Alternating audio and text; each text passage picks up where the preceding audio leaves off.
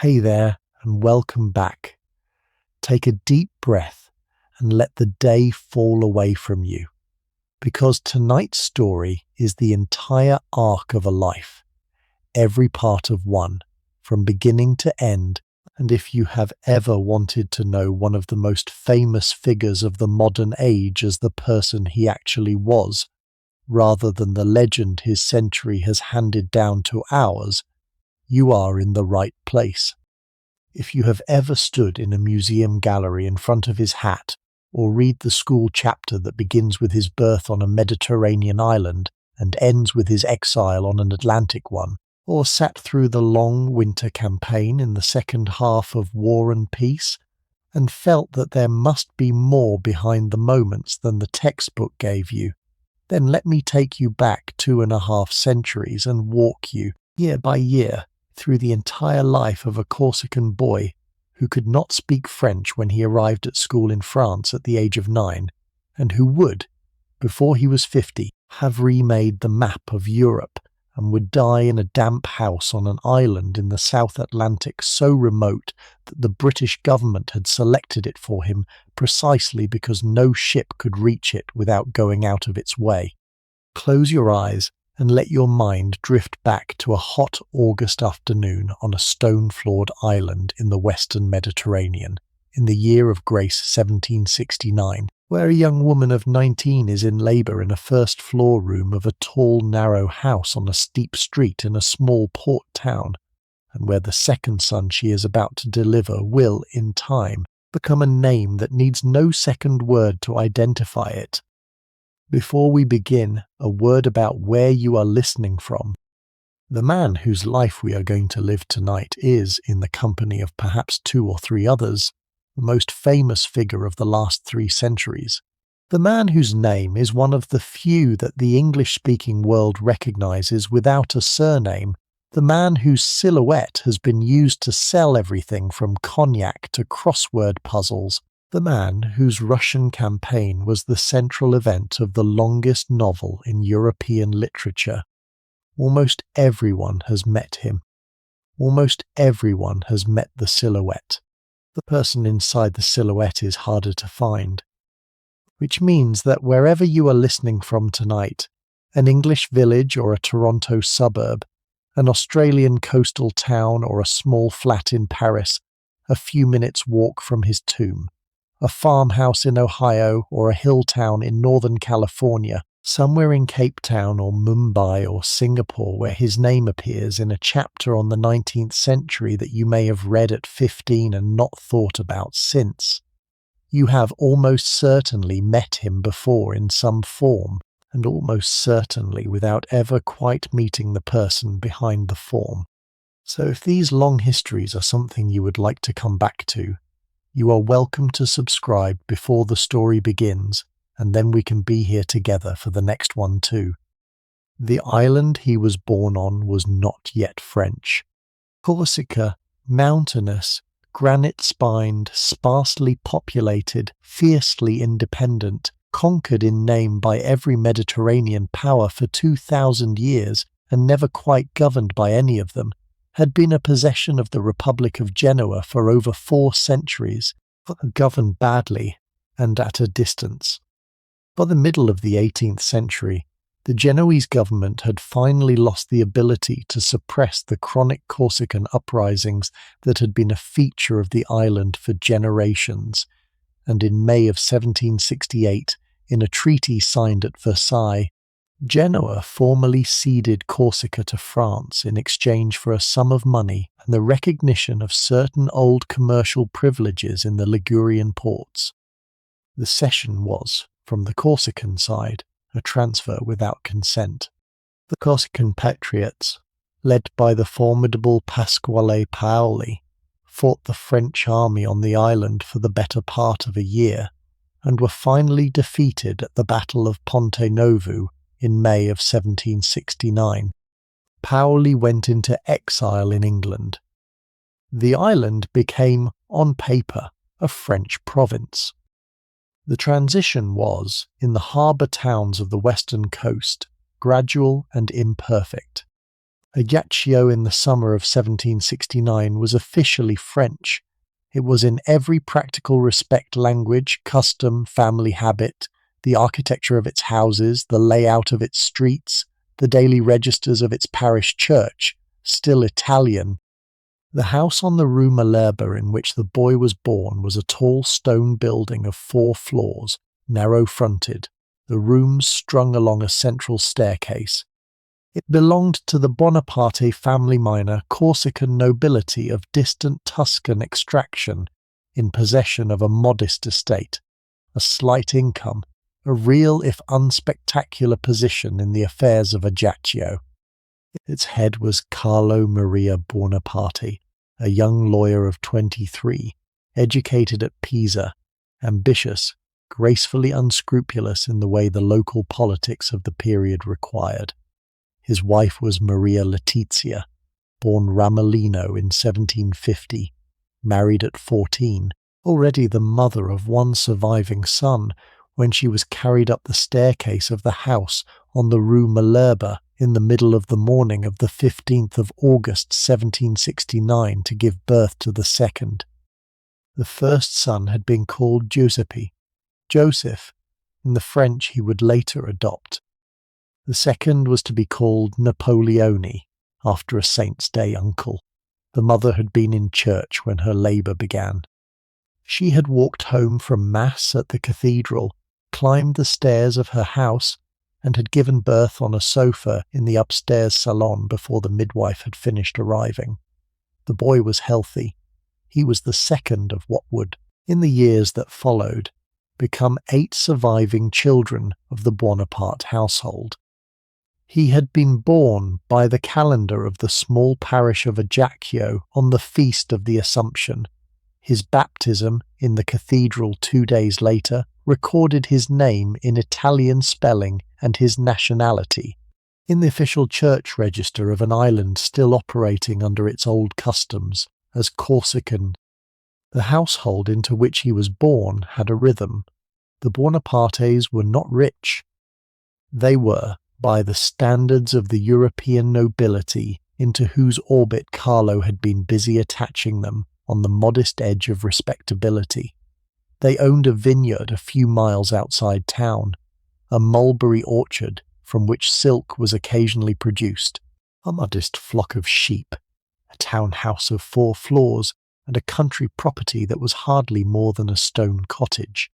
Carlo, the father, was a lawyer in name, and a courtier in inclination, handsome, well-dressed, charming, given to spending money the family did not always have, devoted to the cause of attaching the Bonaparte name to whichever winning side of Corsican politics offered the most immediate advantage. He had been, in the years immediately before the boy's birth, a close associate of Palais. He had then, with a swiftness that would have astonished a less ambitious man, become a useful associate of the new French governor on the island. The transition had cost him no visible sleep. He was at 23 already a man whose principal political instinct was the instinct of the survivor. Letizia, the mother, was a different sort of figure altogether. She had been raised in a more rigorous household than her husband. She was tall, dark-eyed, severe in her religious habits, parsimonious in her management of the family's modest income, formidable in her conviction that her sons would have to be made by their own labour because the family's resources would not make them on its own. She did not particularly love her husband. She respected him when he behaved well, and tolerated him when he did not.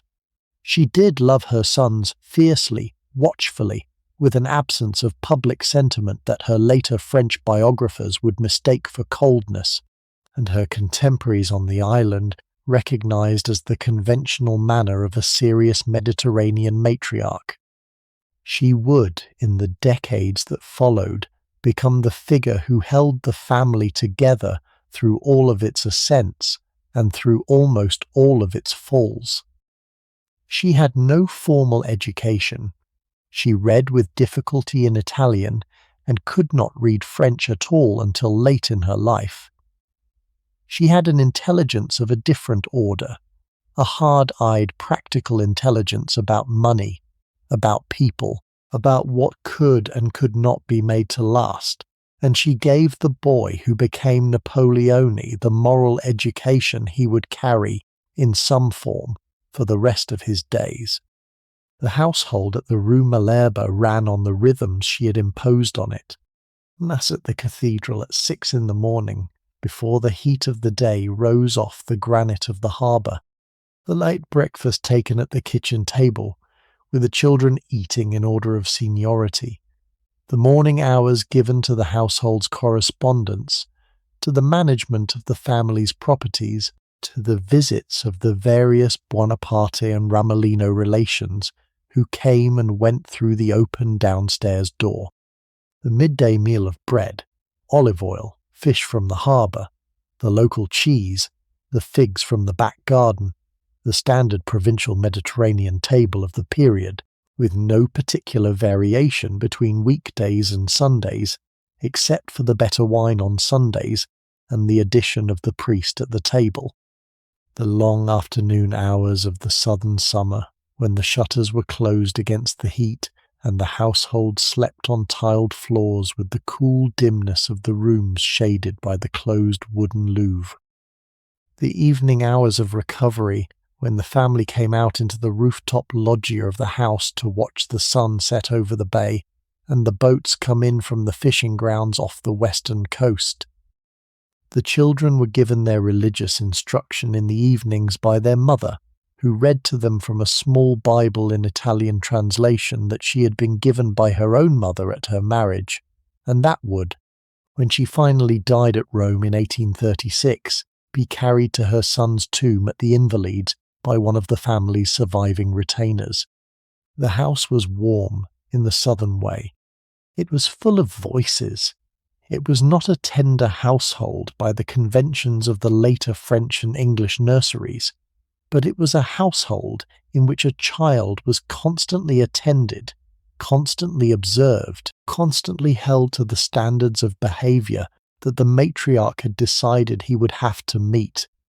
The household around them was extended in the Mediterranean manner. Letizia's mother, the formidable Madame Ramolino, lived around the corner. Carlo's uncle, the Archdeacon, Luciano Bonaparte, the most senior figure of the family, who held an ecclesiastical office at the cathedral that paid him modestly, and which he supplemented by a careful management of the family's small properties, was the practical patriarch of the clan and a regular fixture at the family table. Cousins came and went. Aunts arrived and remained for weeks. The Corsican household of the period was not a private family unit in the modern sense, but a modest administrative entity that managed the affairs of an extended kin group, and the Bonaparte household followed that pattern. The boy who became Napoleone was raised in the centre of an extended Mediterranean family that took its meals together, prayed together, transacted its modest businesses together, and quarrelled together in equal proportion for the entire span of his childhood. He was by every account that has survived of his early years an unremarkable child for a Corsican boy of his class. He was small for his age.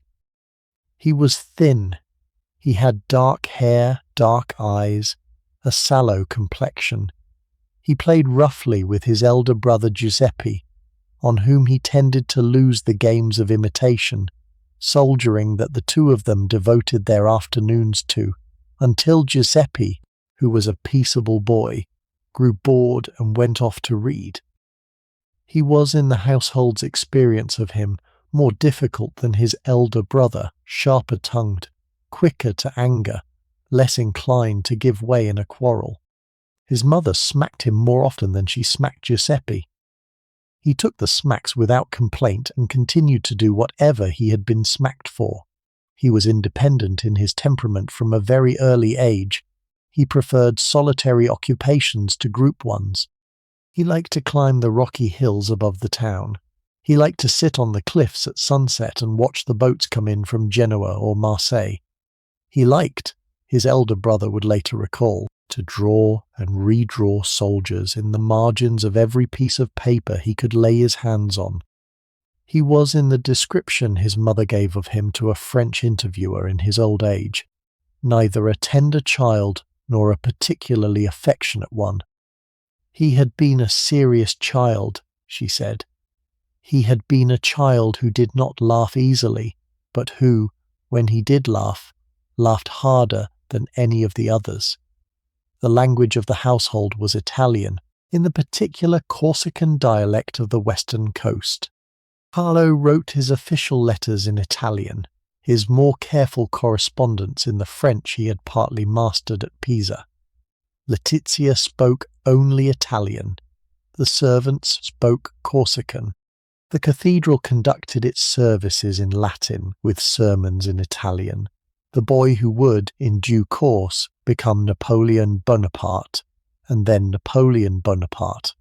And then the Emperor Napoleon I would, in the first 9 years of his life, speak no French at all, and would receive no instruction in the language. He learned to read and write in Italian at the local school attached to a Corsican convent. He learned the Latin of the Catechism. He learned the basic mathematics that the convent's instructors offered. He learned, from his mother, the Bible stories that would furnish the religious furniture of his interior life. He learned, from his father, the political folk tales of Corsica, the long resistance to Genoa, the heroes of Pauli's wars, the names of the cousins and uncles who had fought and bled in the cause. He was, by the time he was 9, a thoroughly Corsican boy. He was also by then about to be removed from his island and sent to a French military school 900 miles away, where he would not be allowed to speak Italian for the next 5 years. The arrangement that took him off the island was the work of his father.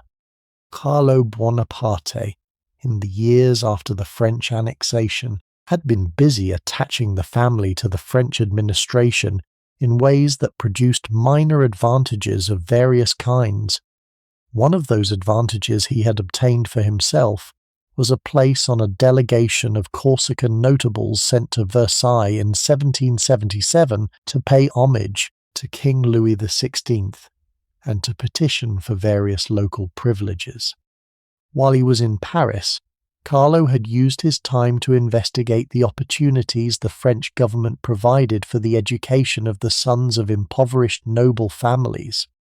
The Crown maintained at that period a system of royal military schools across the kingdom, in which the sons of noble families, whose poverty had been certified by the relevant authorities, could be educated at the king's expense. The scholarships were limited in number and competitive. Carlo got 2 of them. The elder son Giuseppe was destined for a clerical career. He would study at the seminary at Autun. The second son was to be a soldier. He was to be sent first to a preparatory establishment, also at Autun, to learn enough French to function in a French-speaking school, and then to the Royal Military Academy at Brienne in eastern Champagne, where he would be educated at the king's charge until he was of an age to apply to the École Militaire in Paris. Carlo and the 2 boys left Ajaccio on the 15th of December 1778. The journey took them 3 weeks. They crossed by sea from Ajaccio to Marseille, by coach from Marseille up the Rhone to Lyon, by coach again northwest across the country to Autun in Burgundy. The boys had never been off the island, but they had never been more than a few miles from their mother. They had never spoken a word of French in their lives. Giuseppe, who was 11, was philosophical about the change. The seminary at Autun would, in the long view, have made him a French churchman, which seemed to him a respectable destiny. The younger boy, who was 9.5, did not adjust to the change as easily. He was deposited at the preparatory school at Autun on the 1st of January 1779, and was left there with a sum of pocket money and the instruction that he would have 3 months to learn enough French to be sent on to Brienne. He learned the French in 3 months. He learned it badly, with an accent that would never leave him, but he learned enough of it to follow instructions and to read his lessons. He was put on a coach at Autun in early May. He arrived at Brienne-le-Château, in a Champagne village 200 miles southeast of Paris, on the 15th of May 1779. He was 9 months short of his 10th birthday. He would be a pupil at the school for 5¼ years. The school at Brienne was a religious foundation run by the Minim friars, established in the 1730s and substantially enlarged in the 1770s to absorb the increased royal scholarship intake. It comprised 100 or so boys, ranging in age from 8 to 16, drawn from the smaller and poorer noble houses of the kingdom. The boys lived in dormitories. They were dressed in the school's blue uniform with red collar and yellow buttons. They rose at 6. They attended Mass before breakfast. They were taught a curriculum that combined the traditional classical subjects: Latin, Greek, French, history, geography, with the more practical instruction that the military future of the boys would require: mathematics, fortification, drawing, dancing, riding. The instruction was uneven. The teachers were friars with no particular military expertise. The more practical subjects were taught by visiting masters whose attendance was irregular. The school's discipline was strict but not brutal. The food was adequate. The cold was significant. Champagne winters are cold. The school buildings were not well heated, and the boys from the south of France suffered the colder months badly. The Corsican boy from Ajaccio, who had never seen frost before he came to France, suffered the colder months very badly indeed. He was, in the experience of the other boys, a peculiar arrival. He spoke French with a heavy Italian accent that struck the boys of Champagne as ridiculous.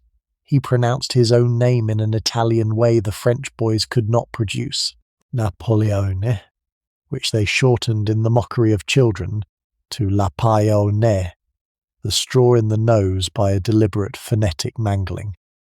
He was small for his age. He was thin, he was sallow. He had no money beyond his royal scholarship. The other boys had pocket money from home and could buy treats from the village shop on free afternoons, which he could not. He was a foreigner, by their reckoning, a Corsican, from an island most of them had never heard of, with a family whose name they could not spell. He was also, as the months passed, clearly cleverer than they were. He could do mathematics in his head that the masters had to work out on the board. He could read Latin texts that they were still passing line by line. He read constantly in his free hours, while the other boys played in the courtyard. He kept to himself. He spoke little. He fought when he had to with the absolute physical conviction of a boy who had been raised in a household that valued the willingness to fight. The other boys, having tested him a few times in his first year, learned to leave him alone. He became, in the school's category of its pupils, the difficult Corsican boy of the 3rd dormitory, clever, prickly, friendless, ferociously proud. He devoted himself to study with the singular intensity that would become the chief feature of his adult mind. The subjects he excelled in were mathematics, history, and geography. He had a particular aptitude for mathematics, the same kind of aptitude that produces, in the rare cases that combine it with the right temperament, a great mathematician or a great artillerist. He had no interest in becoming a mathematician. He intended to be a soldier. The aptitude that allowed him to calculate fields of fire and the trajectories of cannon shells in his head would be the central technical skill of his military career.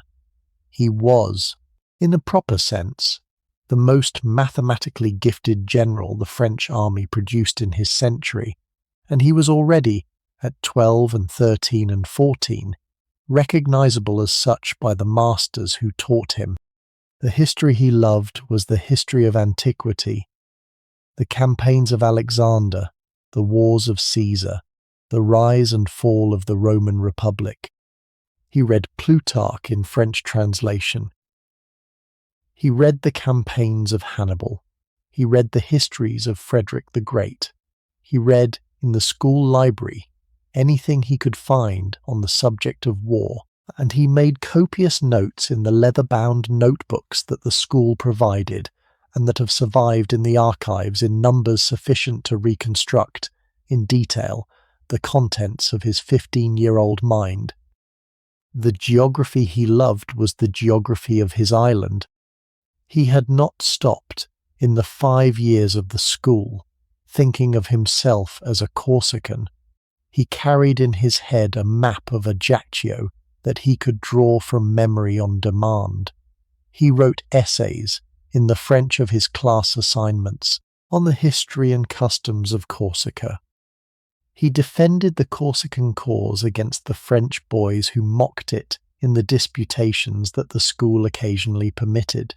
He kept, in his notebooks, the names of the Corsican heroes, the various uncles and cousins who had fought in Pauli's wars, the great rebel families of the 18th century, the geography of the mountain passes where the resistance had been conducted. He was in his interior register at 13 and 14, still the boy his mother had raised, an Italian-speaking Mediterranean child who had been deposited, by family economic necessity, in a French military school, and who intended, when his education was finished, to return to his island and to serve its cause against its current French masters. The intention would alter. It would not alter quickly. As late as 1789, when he was 20, he was still planning to spend his life in Corsican service. The mature Napoleon was a Frenchman by long acquisition, not by any choice he had made at 15. He was selected for the École Militaire in Paris in October of 1784. The selection was the standard progression for the more able pupils of the royal schools. The École Militaire was the principal military academy of the kingdom, the polytechnic at which the more academically gifted students completed their formal education before being commissioned into the army. The course at the École Militaire was normally 2 years. The Corsican boy, who arrived in Paris on the 17th of October 1784 at the age of 15, was permitted, because of the unexpected death of his father in February of the following year, to take the year's examinations a year early, in the autumn of 1785. He passed them. He was commissioned on the 1st of September 1785 as a second lieutenant in the artillery assigned to the regiment of La Fère, then in garrison at Valence on the Rhone. He had completed his schooling at the age of 16 and 1 month. He had had no holiday from his French school since he had left Corsica in December of 1778. He had not seen his mother in 7 years. He had not seen the island of his birth in 7 years either. He had finally been given, in his new regimental commission, the right to travel home. He travelled home in September of 1786 by the same route his father had brought him out by, and arrived at the house on the Rue Malherbe on the 15th of September. His mother, who had not seen him since he was 9, did not recognize him in the doorway. He had grown 4 inches.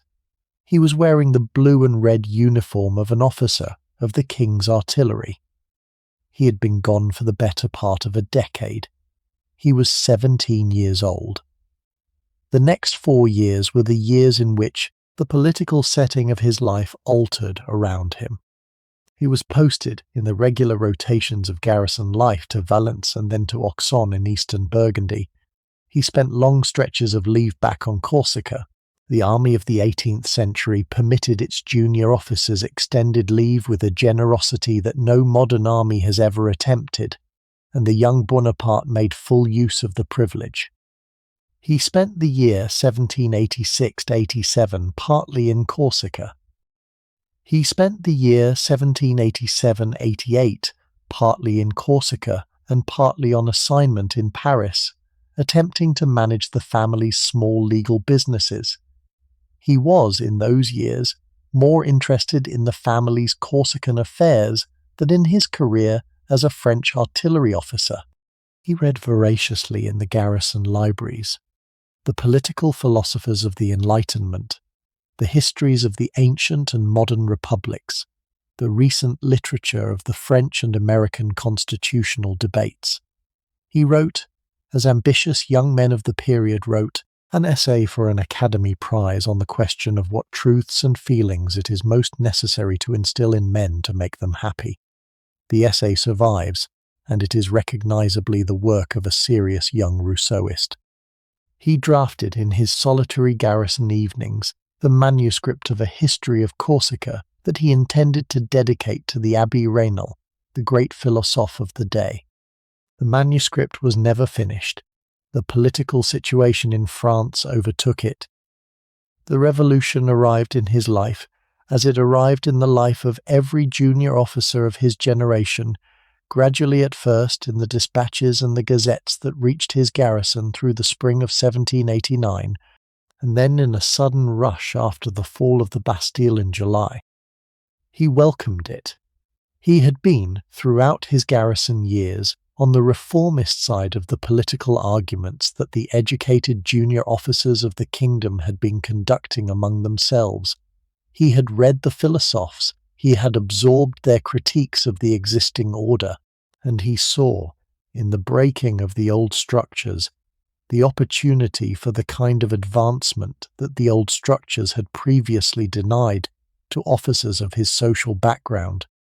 He swore the oath to the Constitution in 1790. He saluted the tricolour. He defended the revolution in the long evenings of debate at the officers' mess at Auxonne against the more conservative senior officers who were beginning, by the autumn of 1789, to consider their options. Several of those senior officers would in due course emigrate. He would not. He had no estate to lose, no court appointments to cling to, no high noble title to preserve. He had only his commission and his prospects, and the revolution, for an artillery lieutenant of the lower nobility with mathematical talent and ambition without limits, looked from where he sat like the principal opportunity of his lifetime. But the complication in those first years of the revolution was Corsica. The island, on receiving the news of the revolution, had immediately demanded the return of its exiled patriot Pasquale Paoli, who had been living quietly in England since the defeat of 1769. Paoli returned in the spring of 1790. The young Bonaparte, who had been raised by his father on the legend of Paoli, and who saw in the new political moment the chance to combine his admiration for the Corsican patriot with his enthusiasm for the French Revolution, hurried home to participate in the new arrangement. The next 3 years of his life were spent in a complicated balancing act between his French military duties and his Corsican political ambitions. He returned to the island repeatedly. He stood for local elections. He took command of a battalion of the Corsican National Guard. He quarrelled, gradually, with Paoli, whose vision of Corsica was that of an independent republic, loosely associated with France, while the young Bonaparte's vision was of a Corsica that would be a forward and energetic French province, integrated with the metropolitan revolution and protected by it. By the spring of 1793, the quarrel had become open. Paoli broke with the French Convention and aligned Corsica with Britain. The Bonaparte family, identified now as French partisans, were declared enemies of the new Corsican government, and their house in Ajaccio was attacked by Paolist supporters. The family fled. Letizia, who had been packed and ready for some days, gathered the younger children, Lucian, who was 18, Elisa 15, Louis 14, Pauline 13, Caroline 10, the small Jerome 8, and took ship for the mainland of France in early June of 1793. They arrived at Toulon, then crossed to Marseille and settled, in conditions of considerable poverty, in a small apartment off the Vieille Charite. The Corsican phase of the Bonaparte family's life was over. They were now French refugees. The young officer who had spent the previous 3 years dividing himself between two countries was now, by the operation of his cousin's politics, decisively committed to one. He was 23 years old. He went back to his regimental duties. He was now Captain Bonaparte, promoted that summer to the next grade in the regular establishment, but available, in the unusual circumstances of the revolutionary armies of 1793, for any unconventional appointment that arose. The unconventional appointment that arose in his case was the siege of Toulon, the great Mediterranean naval base, which had declared for the Royalists in the summer of 1793 and had admitted a British and Spanish fleet into its harbour, was being besieged by a revolutionary army of indifferent quality and worse organisation. The siege had been dragging on for months. The army's senior artillery commander was an elderly officer of conventional opinions, whose plans for taking the port were tactically wrong. The new commissioners sent from Paris in the autumn of 1793, among them Augustin Robespierre, brother of the more famous Maximilian, were looking for fresh ideas. A relative of the Bonapartes, the deputy Salicetti from Corsica, recommended the young Captain Bonaparte, who happened to be travelling through the area on his way back to garrison. The recommendation produced an interview.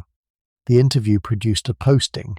By the end of October 1793, the young Corsican officer had been put in command of the artillery of the besieging army. What he did at Toulon was the act that made his career. He surveyed the besieged port. He observed, with the trained mathematical eye that the École Militaire had given him, that the centre of the British naval position was anchored not on the town itself, but on two outlying forts on the headland that commanded the inner harbour Fort Mulgrave and the smaller fort below it. The town could not be taken while the forts held because the British fleet in the harbour would continue to dominate it. But the forts, if they could be reduced, would force the British fleet to leave the harbour to avoid being trapped by the recovered French artillery, and the town, deprived of its naval support, would fall on its own. He proposed an attack on Fort Mulgrave. He proposed it against the doubts of the senior officers, with the assurance of a young man who had calculated the angles in his head. The commissioners were persuaded. The attack was launched on the 17th of December 1793 in a heavy nighttime assault in which the young commander himself was wounded in the thigh by a British bayonet. Fort Mulgrave fell. The smaller fort fell within hours. The British fleet evacuated the harbour the following day. The town capitulated on the 19th. The siege was over. The young officer who had proposed the operation and led its critical phase was 24 years old. He was promoted on the 22nd of December 1793 to Brigadier General. He had been a captain 6 months before. The next 18 months were the difficult years of his early career. Toulon had made him visible. It had also, by the alliance with the younger Robespierre that the Toulon operation had cemented, identified him with a particular faction of the revolutionary government. When that faction fell in the coup of 9 Thermidor, the 27th of July 1794, when the elder Robespierre was overthrown and executed, and the Jacobin government collapsed, the young general's position became immediately precarious. He was arrested on the 10th of August 1794, 2 weeks after Thermidor, and held in detention at the Fort Carré in Antibes for the better part of a fortnight. He was released for lack of evidence and reinstated, but the connection to the disgraced Jacobins lingered. He spent the next year in various awkward postings, in conditions of considerable personal poverty, with his family largely dependent on the irregular advances of his army pay. He was, by the spring of 1795, available for any assignment the new government would offer him. He was, by the summer of 1795, half-broke and on the verge of accepting a posting to the Ottoman service, where the Sultan was rumoured to be hiring European officers to modernize his army. He was, by the autumn of 1795, 26 years old, a brigadier general without a current command, living in a cheap rented room in central Paris on the pay he could scrape together from the Central Army Administration, with his various younger brothers and sisters scattered across Provence in lodgings the family could only just afford. He did not look, in October of 1795, like a man whose name was about to enter the political vocabulary of his country. The opportunity came in the first week of October. The new constitutional regime that had been installed after Thermidor, the Directory, as the new government called itself, had built into its founding documents a provision that 2/3 of the next legislative body would have to be drawn from members of the outgoing convention. The provision was designed to protect the new regime from a royalist reaction. It was bitterly resented by the royalist political class of Paris, who had been hoping that fresh elections would carry their party back into power. By the end of September, the resentment had hardened into an open insurrection. The royalist sections of central Paris, the wealthier districts around the old palaces, the army of émigré returnees and royalist sympathizers and disaffected veterans of the Vendée were arming themselves to march on the convention and overturn the new constitution by force. By the 1st of October, the insurgent forces in Paris were variously estimated at between 20 and 30,000 men. The convention's defenders, drawn from the regular army units in the city and from the loyal sections of the National Guard, numbered fewer than 5,000. The senior figure on the convention's military committee was Paul Barras, a former member of the convention and a survivor of half a dozen revolutionary purges, who recognized that the political situation required a soldier rather than a politician at the head of the defending force. He looked through the list of available generals. He found among them the unemployed brigadier general from Corsica, whose successful operation at Toulon he remembered. He sent for him on the night of the 3rd of October. The Corsican general accepted the assignment on a single condition, that he would have a free hand to use whatever artillery was available in the city to defend the convention building. Barras agreed at once. The general's first action on the morning of the 4th of October was to send a young cavalry officer named Joachim Murat with 2 squadrons of horsemen to the artillery depot at the suburb of Sablons, 6 miles from central Paris, to seize the 40 cannon stored there and to bring them through the streets to the Tuileries Gardens before the insurgents could realize what was happening. The order was risky. The insurgents' patrols were already operating in the western districts, and a delay would have meant the cannon falling into their hands rather than into his. Murat and his squadrons rode hard. They reached Sablons at dawn. They harnessed the guns to their teams. They brought them into the centre of Paris by the early morning, ahead of any insurgent interference.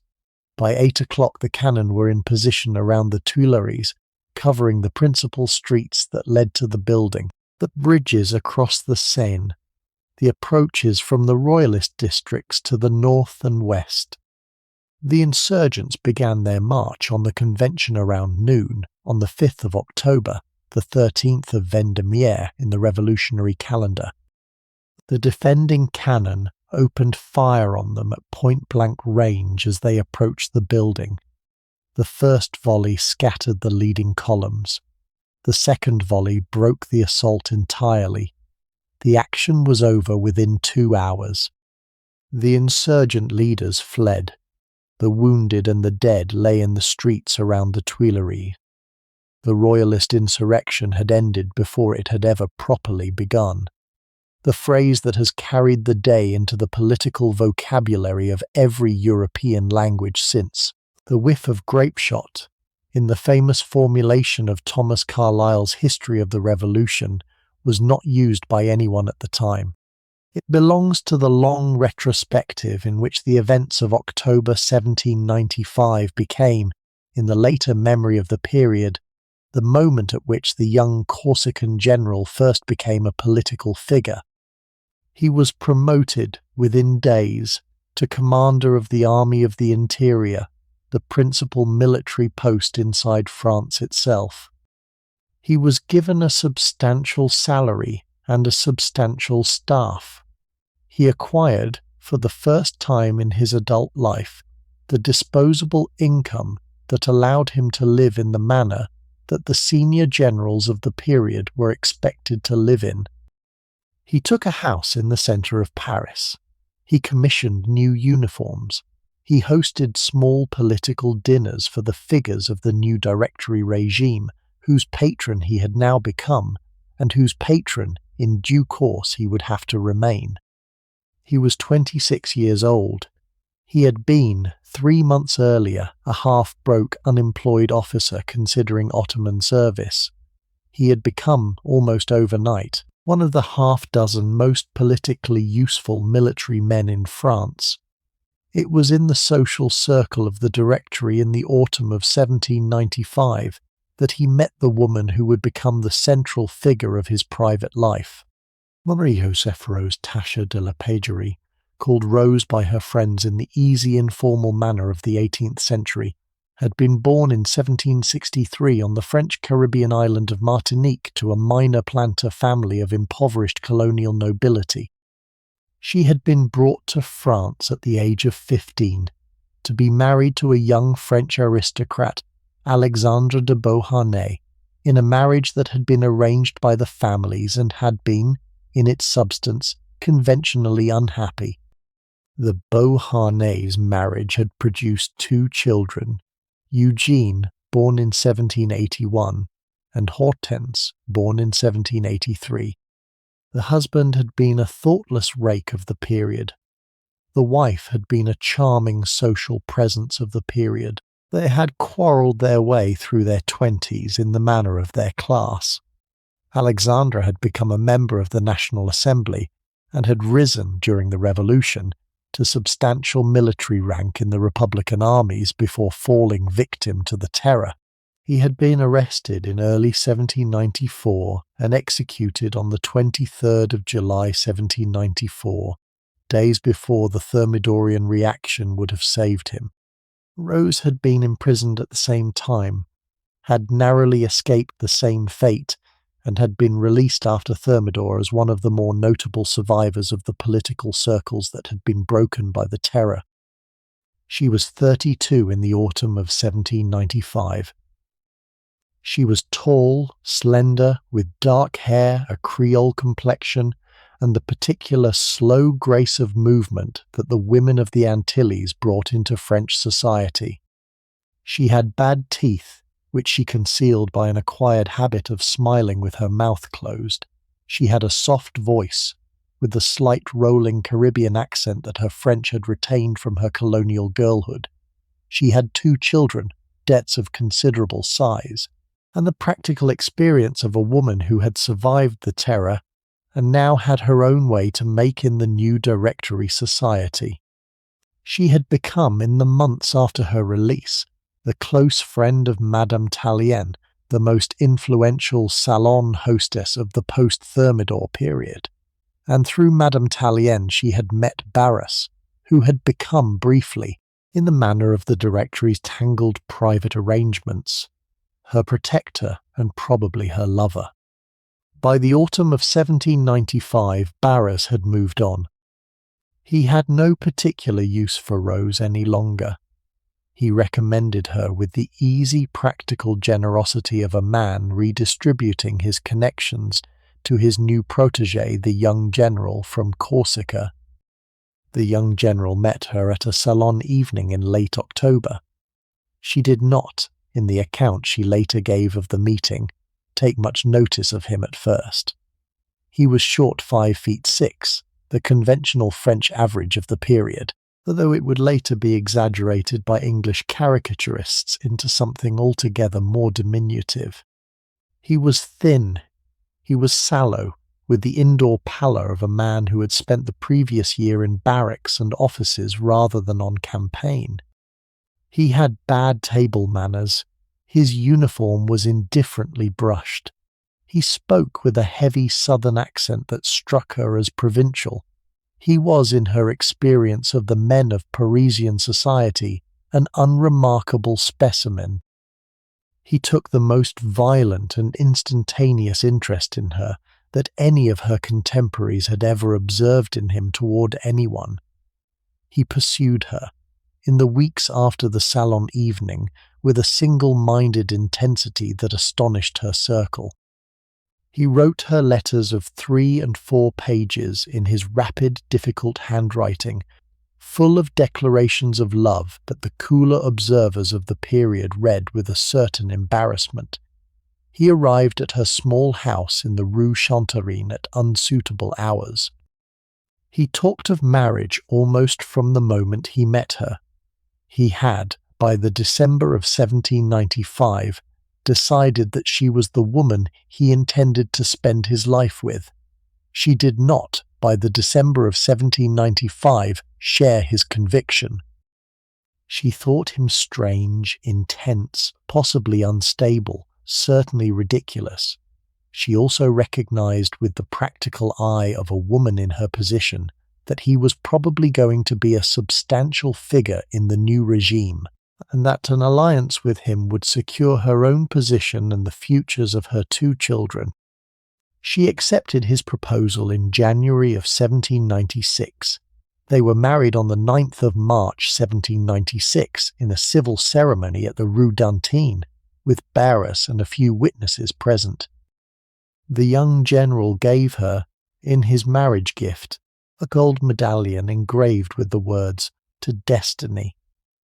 He left Paris 2 days later to take up the command of the army of Italy that the Directory had given him as a wedding gift in its own right. He was 26. She was 32. They would be married for 13.5 years. The army of Italy that he took command of at Nice in late March of 1796 was the smallest, the worst equipped, and the worst supplied of the French Republic's armies. It numbered, on paper, around 40,000 men. It actually contained, when he counted them, around 30,000 effective troops. They had not been paid in months. They had no boots. Their uniforms had been worn through.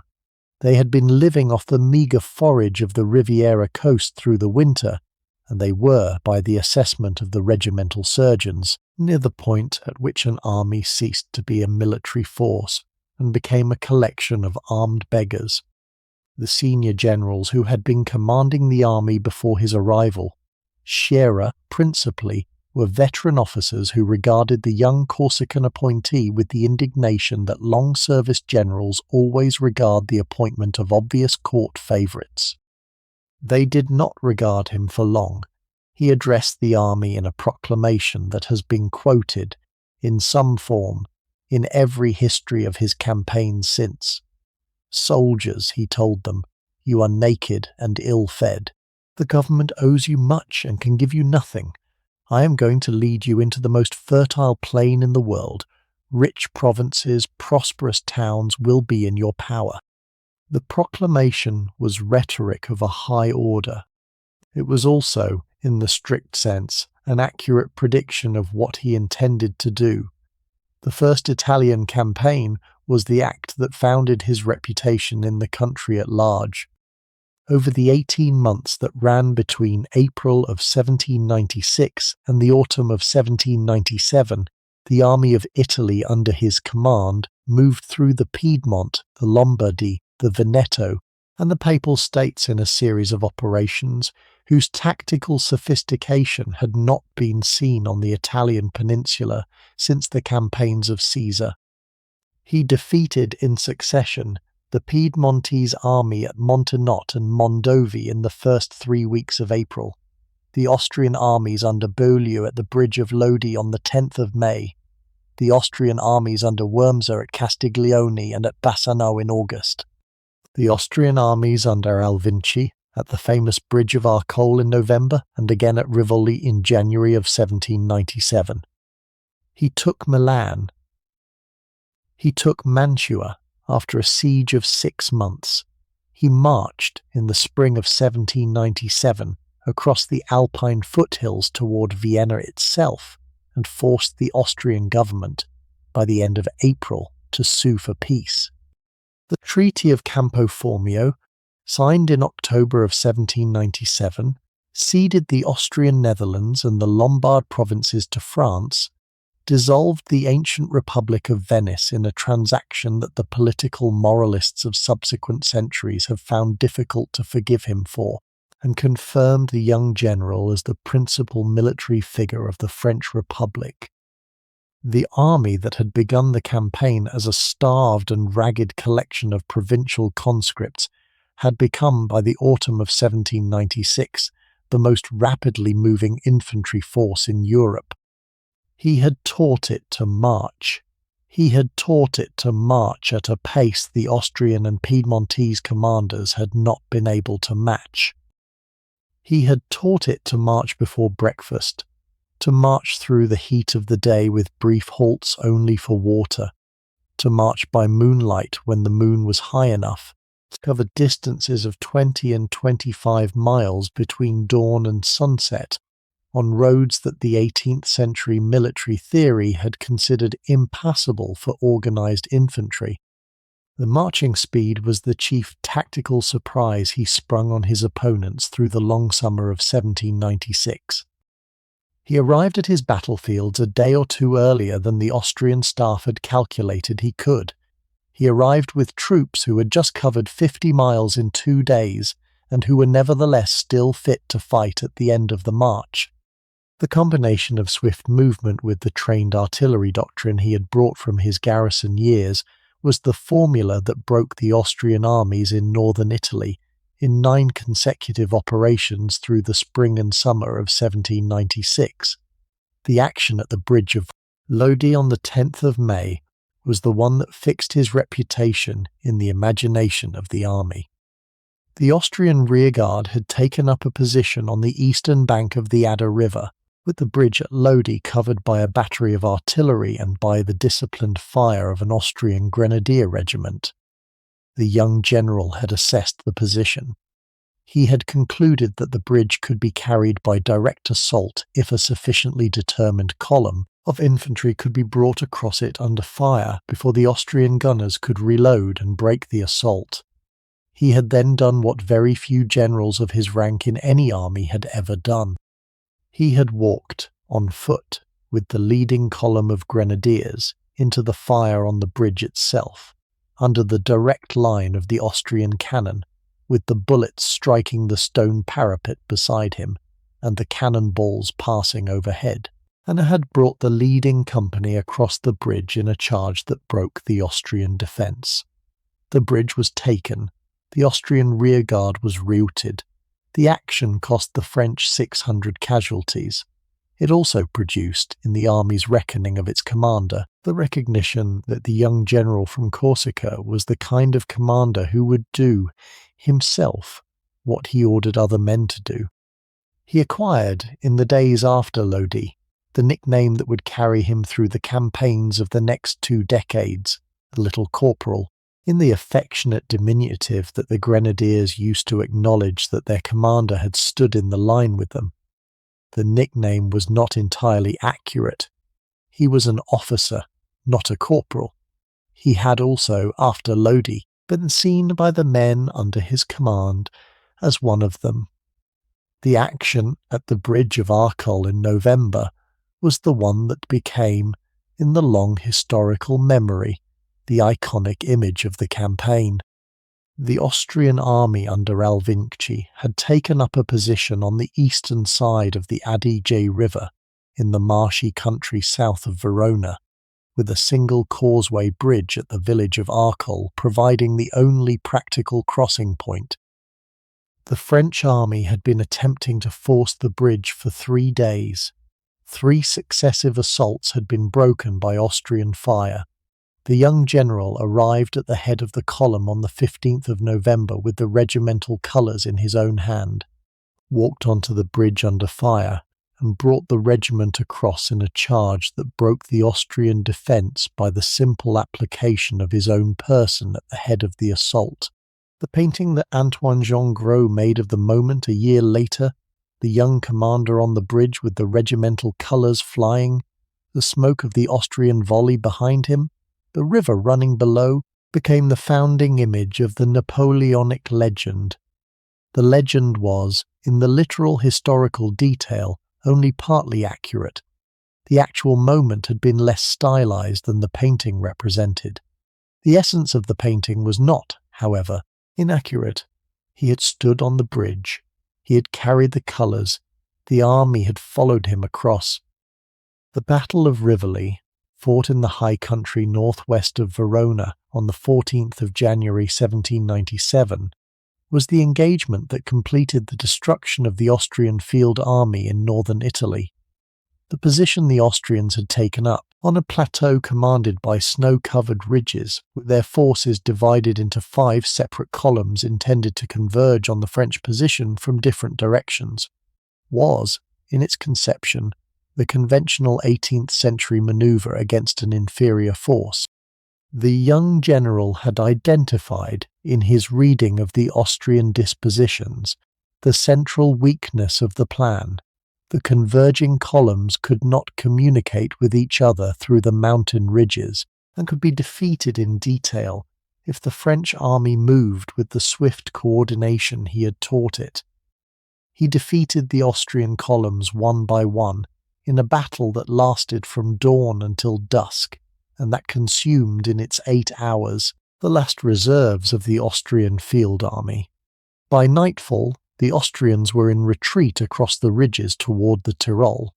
The Italian theatre was effectively decided. The march on Vienna would begin within weeks. The letters he wrote to his wife in Paris through the 18 months of the campaign have survived. They have survived in numbers that allow the reconstruction of the interior life of a man who was simultaneously conducting the most successful continental military campaign of his generation and conducting the most intense long-distance love affair of his own life. The letters are absurd. They are also, in their way, magnificent. He wrote to her every 2 or 3 days, sometimes more often. He wrote from camp before battles, from headquarters after battles, from the carriages in which he travelled between his various commands. He addressed her with the intensity of an adolescent. He told her he loved her madly. He told her he could not sleep for thinking of her. He told her he would shoot himself if she did not reply by return of post. He told her she was ruining his life by her silence, which was caused chiefly by her own indifference and partly by the legitimate slowness of the French postal services in northern Italy in 1796. He demanded, in letter after letter, that she join him in Italy. She delayed. She wrote evasive replies that made plausible excuses about her health, her children's schooling, the press of social business in Paris. She did not, for some months, particularly want to join him. She had a circle of close friends in Paris from whom she did not wish to be separated. She had, by the end of 1796, taken up with a young hussar officer named Hippolyte Charles, whose company she considered more entertaining than that of her demanding absent husband. When she finally did join him at Milan in the summer of 1796, she stayed only for a few months and complained throughout. He did not know about the hussar at the time. He would, in due course, find out. The correspondence of that summer is, for any reader who knows the eventual ending, a document of considerable pathos. He loved her. He believed she loved him. He was in the matter mistaken. The letters of the Italian campaign survive in the Bibliothèque Nationale in numbers sufficient to fill several volumes. They have been read, in the 2 centuries since they were written, by every biographer of the marriage and by every editor who has tried to construct the inner life of the man. They are not the letters of a great writer. They are not, in their literary substance, the equal of the love correspondence of any of the genuinely literary figures of the period, Mirabeau, Constant, the Goethe of the Werther years. They are, however, the letters of a man writing in the urgency of an actual emotion, without literary calculation, without the protections of the rhetorical conventions that the more polished correspondents of the 18th century had used as the armour of their sincerity. He wrote in his rapid, difficult handwriting, with the orthography of a man whose French was acquired rather than native, in the slightly antique register that the school exercises at Brienne had given him. He misspelled her name. He misspelled the words for ordinary emotions. He used punctuation as a man uses tools he has not been formally trained to use. The corrections of subsequent editors have tidied the surface of the letters and have lost, in the tidying, something of their actual emotional pitch. They are letters from a Mediterranean man whose French was his second language, writing under the pressure of feelings he had no other available outlet for. They have the dignity of that fact. They also have, in their absurdities, the comedy of a man who had been the most powerful military commander on the Italian peninsula in a particular summer, and who could not, in his quarters at night, stop himself from writing the same sentimental phrases that any other 26-year-old in his position would have written. He had been, in the long view of his biographers, almost simultaneously the most calculating and the most uncalculating of men. The Italian letters are the document on which the simultaneity rests. He returned to Paris in December of 1797 in the carriage of a national hero. The streets were lined with crowds. The Directory put on a formal reception in the courtyard of the Luxembourg Palace. He was given the freedom of the city. He was presented with the standards captured in his campaigns. He was, at 28, the most famous Frenchman of his generation. The Directory, which had reason to be worried about him, did not know what to do with him. The position they would have liked to have given him was no position at all, that they would have liked him to retire quietly to a country estate in Burgundy and wait for a future emergency to summon him back. He had no intention of doing anything of the kind. He had returned to Paris with the political appetite of a man who had begun to see, in the long campaigns of Italy, the outline of a much larger political destiny. He needed a new command. The Directory needed to find him one. The only theatre in which the French Republic could plausibly continue to operate at the scale his reputation required was against the one enemy who had not yet been defeated by French arms: Great Britain. The British Navy controlled the Channel and the Western Mediterranean. A direct invasion of England was, by the spring of 1798, recognised as impractical. The alternative was to strike at the British in some indirect way that would force them to terms. The proposal that emerged from the strategic discussions of the winter of 1797-98 was an expedition to Egypt to seize the Ottoman province that controlled the overland route to British India, and through Egypt to threaten the British possessions in the subcontinent. The proposal was the young general's own in its essentials. The Directory accepted it. He sailed from Toulon on the 19th of May 1798 in command of an expeditionary force of 38,000 men carried in 400 ships, with a scientific commission of 167 savants attached for the cultural exploration that the young general intended to combine with his military operations. He had spent the years of his life so far in the schools of Champagne, in the garrisons of the Rhône, in the streets of Paris, and on the plains of northern Italy. He was about to spend the next 16 months in the deserts of Egypt and the coasts of Palestine. He was 28 years old, and the Egyptian expedition was, in its founding conception, an enterprise of considerable strategic ambition. It was, in its execution, a campaign that ran into a series of difficulties from which it never quite recovered. The expedition reached Alexandria on the 1st of July 1798, after a voyage of 6 weeks, during which it had taken Malta in passing the venerable order of the Knights of St. John, who had ruled the island since the 16th century, surrendering it after 24 hours of negotiation in mid-June. The young general entered Cairo 3 weeks after his landing, having defeated the Mamluk forces of the Egyptian ruling caste at the Battle of the Pyramids on the 21st of July, the famous occasion at which he is said to have addressed his troops with the line about 40 centuries looking down on them from the monuments behind. Whether the line was actually delivered in those words on that day is, like several of the more memorable utterances attributed to him, contested by the historians.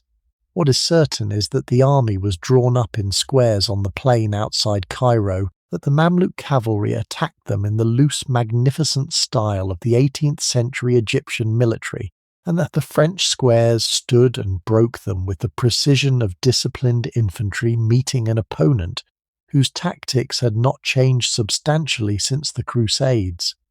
Cairo capitulated within days. The young general took up residence in the palace of one of the dispossessed beys, and began to govern Egypt. The household he established in the palace of the bey was the temporary administrative headquarters from which he attempted, through the autumn of 1798, the comprehensive reorganization of the Egyptian province. He convened a diwan of local notables to serve as the consultative body of the new administration. He issued proclamations to the Egyptian population in carefully translated Arabic, written for him by the Orientalist scholars of the Scientific Commission. He attempted in the addresses to the Cairo crowds the rhetorical claim that the French had come not as conquerors, but as the liberators of the Egyptian people from the Mamluk and Ottoman dominations under which they had been living. The rhetoric was elegant. It was also, in its political effects, almost completely without traction on the population it had been addressed to. The Egyptians were not interested in being liberated by an army that had landed without warning and that was now governing them by decree. The proclamations were read and ignored. The Diwan met and agreed with whatever the French administration proposed in the practiced manner of consultative bodies under occupation governments throughout the long history of the institution. The young general continued, through the autumn, to behave as though the political settlement he was attempting was about to succeed at any moment. It did not. The Scientific Commission, by contrast, produced the most enduring achievement of the expedition.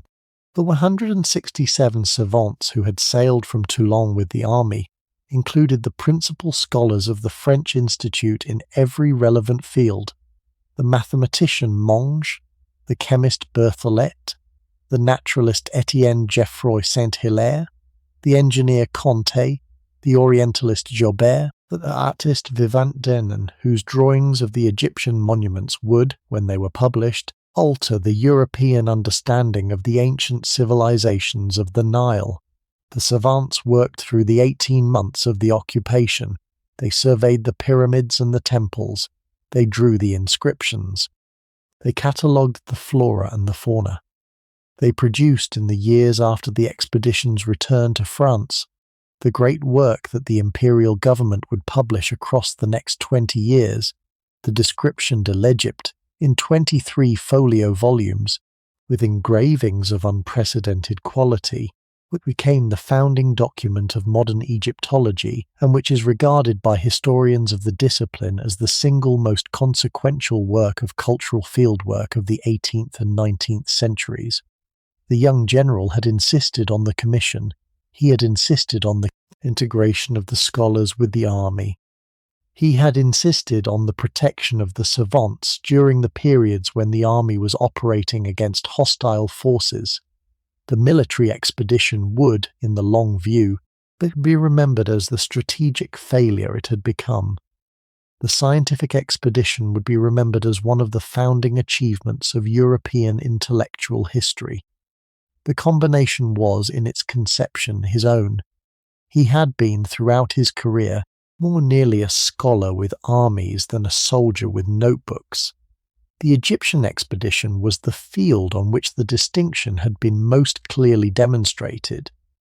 The discovery during the expedition of the Rosetta Stone, the granodiorite slab unearthed by a French engineering officer named Bouchard, in the small delta town of Rosetta in July of 1799, bearing the trilingual inscription that would come 23 years later in the hands of Champollion, finally permit the decipherment of Egyptian hieroglyphics, was the symbolic discovery of the expedition. The stone itself would, after the French defeat in Egypt, pass into British hands and would eventually be lodged at the British Museum where it remains.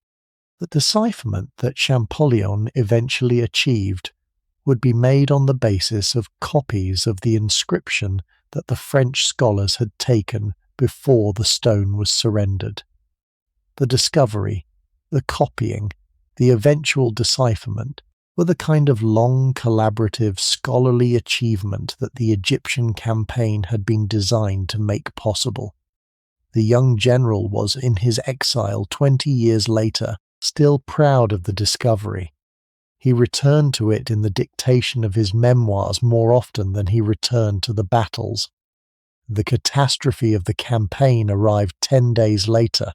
On the 1st and 2nd of August 1798, in the wide shallow bay at Aboukir on the western edge of the Nile Delta, the French fleet that had transported the army to Egypt, and that was riding at anchor in the bay, was caught by Admiral Nelson's British squadron in a nighttime action of extraordinary tactical boldness.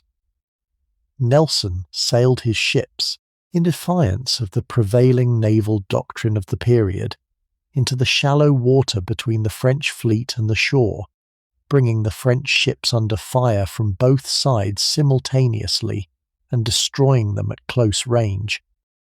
The action, which lasted into the small hours of the 2nd of August, ended with 11 of the 13 French ships of the line burned or captured. The French flagship, the Orient, exploded in the middle of the engagement with a flash visible from the city of Alexandria 15 miles away. The French army in Egypt was, from the morning of the 2nd of August, an army without supply lines, without naval communication with France, and without any plausible means of returning home. The young general had been informed of the disaster within 24 hours. His response was characteristic of the temperament that had carried him through every previous setback of his life. He continued to govern.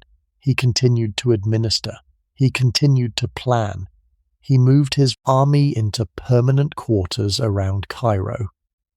He set the scientific commission to work on the great surveys of Egyptian antiquities that would eventually produce, over the next 20 years, the monumental Description de l'Egypte. He attempted by a series of administrative arrangements to win the loyalty of the urban Egyptian elite. He suppressed, when it occurred, the rising of Cairo in October 1798 with a thoroughness that pacified the city for the next several months. He found, in the conditions of his stranded position, the steadiness of mind that distinguished him from his contemporaries. The year that followed was a study in graceful failure. He attempted, in February of 1799, a march into Palestine with the strategic intention of taking the Ottoman ports of the eastern Mediterranean and using them as bases from which to threaten the Ottoman government at Constantinople. He took Jaffa in March, in an operation that produced, in its aftermath, one of the more brutal episodes of his military career, the execution of a large body of Ottoman prisoners whom the army had no facilities to feed and no transport to send home. He laid siege to the great Crusader fortress of Acre in late March. The siege failed. Acre was defended by an Ottoman garrison reinforced by British naval gunnery from offshore in the form of Sir Sidney Smith's squadron. The besieging army was decimated by plague that broke out in the camp. The senior French engineer who had been directing the siege was killed by a chance shot in May. The army retreated, after 62 days of fruitless siege, back across the Sinai to Egypt, having lost nearly a quarter of its effective strength to combat plague and the desert march. The army returned to Cairo in mid-June. The expedition's strategic ambitions, by the early summer of 1799, had been definitively reduced. In July, the news that had been gradually filtering across the Mediterranean from France finally reached him in full. The Directory, in his absence, had been losing battles in Italy and Germany. The political coalition that had backed him in 1798 had fragmented. The Republic itself was in something close to a state of internal crisis. The Egyptian expedition, which had been politically necessary to keep him out of the country, had become a strategic embarrassment that the new government in Paris had no idea how to extract itself from. He made his decision in the second half of July. He would return to France. He would do so secretly. He would take with him only the 4 or 5 officers, Murat, Berthier, Lannes, Marmont, the young Eugene de Beauharnais, who was serving as his stepson and aide, whose discretion he could trust. He would leave the army in Egypt under the command of General Kleber, with a sealed letter explaining the political necessity of the departure. On the 22nd of August 1799, he sailed from Alexandria in 2 small frigates that he had requisitioned for the purpose. The voyage took 6 weeks. They evaded the British blockade by sailing close to the African coast. They landed at Fréjus in Provence on the 9th of October 1799. He was 30 years old. He had been gone for almost 17 months. He found a country in political collapse, a Directory exhausted, a Paris waiting for someone to do something decisive about the situation, and a wife in the Rue de la Victoire who had been conducting, in his absence, a long affair with a young Parisian banker named Hippolyte Charles, about which he had now received detailed reports. The marital scene that occurred in the Rue de la Victoire when he reached Paris on the 16th of October has been recorded by various witnesses with various degrees of reliability. The substance of it is not disputed. He confronted her with the evidence. He told her he intended to divorce her.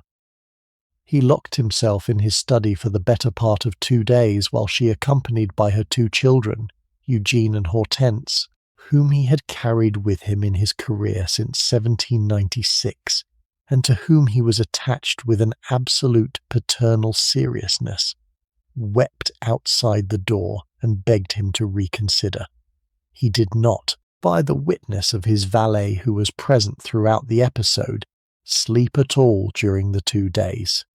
He emerged on the morning of the 18th, embraced his wife, and agreed to let the matter pass. He had decided, in the long hours of his reflection, that the political moment he was about to enter required the appearance of personal stability, that a divorce in October of 1799 would have damaged him politically in ways he could not afford. He swallowed the betrayal. He never quite forgave it. The marriage continued, formally repaired but inwardly altered, for another 10 years. He took, in due course, the lovers his position permitted him. She gave up the hussar. They became, by 1804, the polished diplomatic couple of the European chanceries. They were never again the lovers of the Italian letters. The episode in the Rue de la Victoire in October of 1799 had ended one phase of the marriage and had begun another. He turned his attention to politics. The conspirators who had been considering, for some months, the overthrow of the Directory, the Abbé Sieyès, principally the most senior of the surviving directors and the leading constitutional theorist of the late Revolution, together with the more practical figures of Talleyrand and Fouché and Roederer, had been looking for a military partner. They had originally hoped for General Joubert, who had been killed at Novi in August. They had then considered General Moreau, who was on campaign in Germany. They had finally settled, in the weeks before his return, on the young general from Egypt as the most promising remaining candidate. They approached him in mid-October. He listened to their plans. He agreed to participate. The plan, in its outline, was for the 2 legislative councils of the Directory to be relocated on a pretext of Jacobin conspiracy to the suburban palace of St. Cloud west of Paris, where the deputies would be away from the Paris crowds and could be intimidated by military force into voting themselves out of existence. The plan was set for the 18th and 19th of Brumaire of the year 8, the 9th and 10th of November 1799 in the old calendar. The operation was carried through with the rough efficiency that the political circumstances allowed. The relocation to St. Cloud was managed on the first day. The legislative coup itself, on the second day, ran into difficulties when the deputies of the lower council refused to vote themselves into oblivion and turned on the general himself in the meeting hall. He was, by his own admission afterwards, badly shaken by the experience and made a botched speech in his own defence. The situation was rescued by his younger brother Lucien, who, as president of the council, ordered the soldiers to clear the hall by force. They did. The deputies were ejected. A small remnant of the council was reassembled in the evening and was made to vote the establishment of a new constitutional regime, a consulate with 3 consuls, of whom the general from Egypt was to be the first. By the morning of the 20th of Brumaire, France had a new government. The Directory had ceased to exist. The revolution, in its decade-long career of governmental experimentation, had ended. The scene in the orangery at St. Cloud, where the deputies of the Council of 500 had been gathered for the second day of the operation, had been the chaotic centre of the political danger. The young general had entered the chamber in the early afternoon, attended by 4 grenadiers from the guard, with the intention of addressing the deputies and persuading them to vote the dissolution of the Directory. The attempt had gone wrong almost immediately. The deputies had recognized, in his appearance with armed soldiers at the door of the legislative chamber, the unmistakable signature of a military coup. They had risen from their benches with cries of outlaw and tyrant. They had pressed forward toward him, in the aisles of the chamber, jostling him, seizing his coat, pushing him backward toward the door he had entered by. He had been knocked off balance. He had been, in the recollection of one of the grenadiers who had been beside him, almost knocked to the floor. The guard had pulled him out of the chamber. He had emerged into the antechamber with his coat torn and his face flushed, in a state of considerable distress that the senior conspirators outside had not been prepared to see. The political moment had been saved by his younger brother Lucien, who as president of the council had remained in the chamber, who had refused to put the motion of outlawry to the vote, and who had finally walked out of the chamber himself to address the troops drawn up in the courtyard. Lucien had told the soldiers that armed deputies inside the chamber had attacked their commanding general and were attempting to murder him. The soldiers had charged the chamber, bayonets fixed, and had cleared the deputies out of the building through the doors and the windows. The cleared chamber had then been reconstituted in the evening with a remnant of compliant deputies who had voted as they had been told to vote. The revolution had thus ended in its final political theatre, with a confused brawl in a suburban orangery, a younger brother's rescue of a flustered general, and a forced reassembly of frightened legislators. The historical literature would, in the years that followed, polish the episode into the orderly transfer of power that the imperial mythology required. The actual events had been considerably less orderly. The young general would, in the long memory of those who had been there, remember the day as the most uncomfortable political experience of his career. He took up residence in February of 1800 in the great palace of the Tuileries at the centre of Paris, the same palace Louis XVI had been confined in during the constitutional monarchy of 1789 to 1792, the same palace that had been stormed by the insurgent crowd in August of 1792, the same palace that had stood largely vacant since. He restored the gilded panelling that the revolutionary committees had whitewashed. He recommissioned the great furniture suppliers of the old royal household. He invited back, in the careful selections of his early government, those members of the émigré nobility whose talents he required and whose monarchist sympathies he calculated could be redirected to the support of the new regime.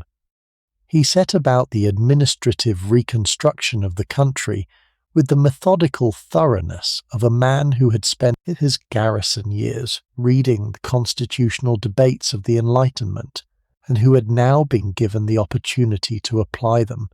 He reorganized the prefectures, he centralized the police, he revised the tax system. He reformed the educational structure of the country with the famous network of lycées that would produce the professional middle class of 19th century France. He negotiated, in July of 1801, the Concordat with Pope Pius VII that reconciled the French state with the Catholic Church for the first time since the Revolution.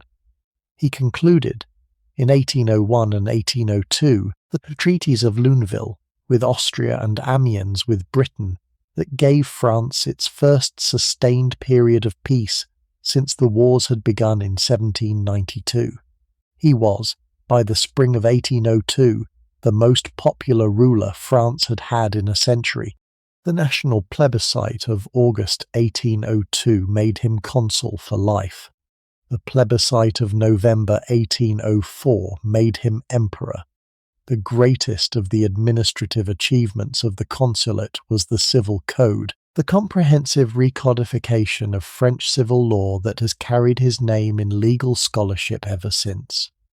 The Code, which was prepared by a commission of 4 senior jurists and published in March of 1804, replaced the patchwork of provincial customary law that had governed France before the Revolution with a single uniform code of private law applicable across the entire territory of the Republic.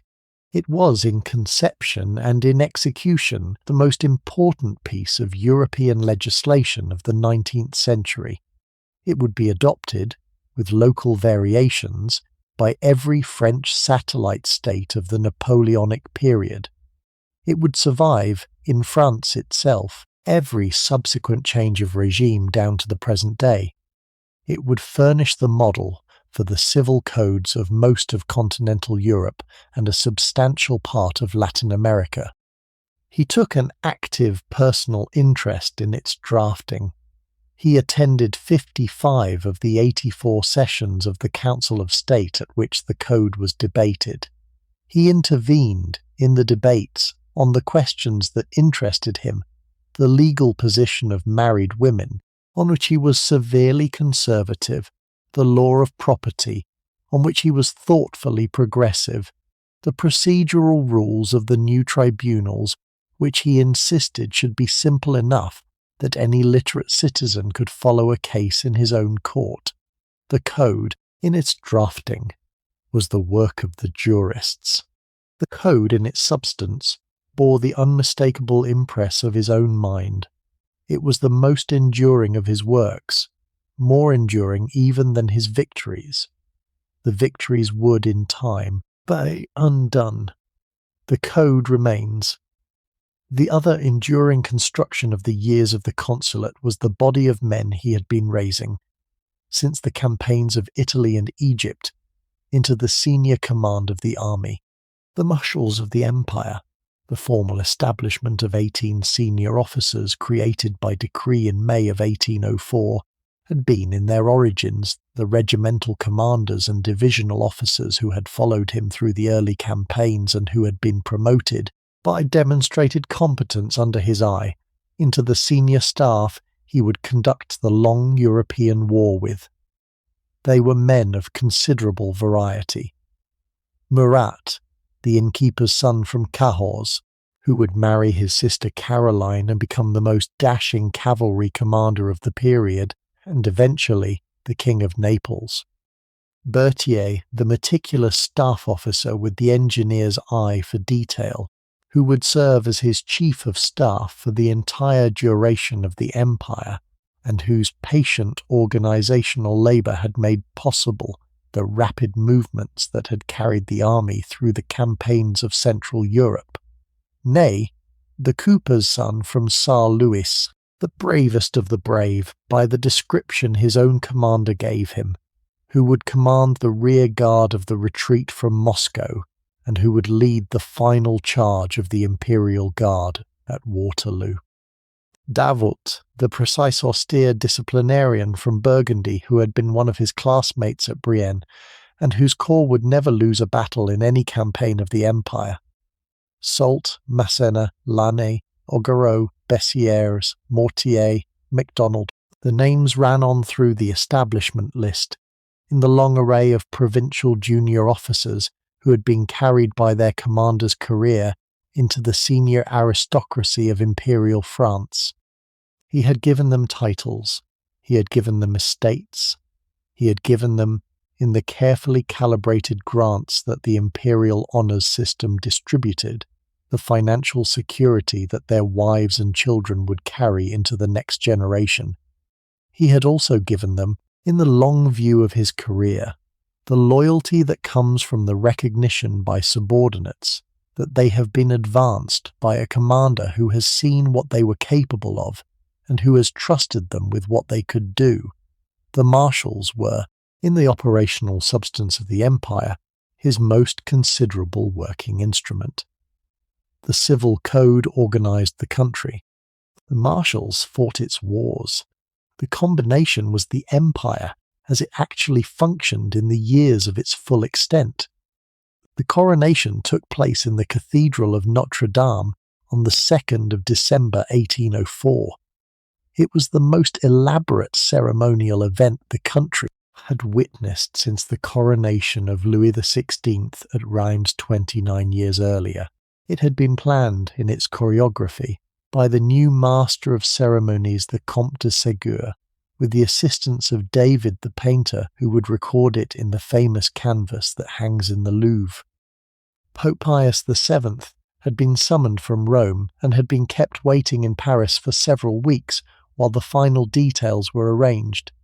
The new emperor had decided on principles he never quite articulated in writing, but which seemed to have combined his political conviction that the empire was a creation of the French people rather than a gift from the Church, with his temperamental disinclination to kneel before any authority other than his own, that he would crown himself rather than be crowned by the Pope. The Pope blessed the crown. The emperor took it from the altar. He placed it on his own head.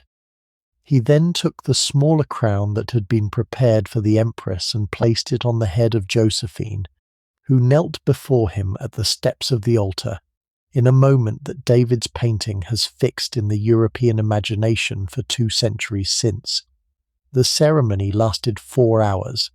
The crowds outside cheered.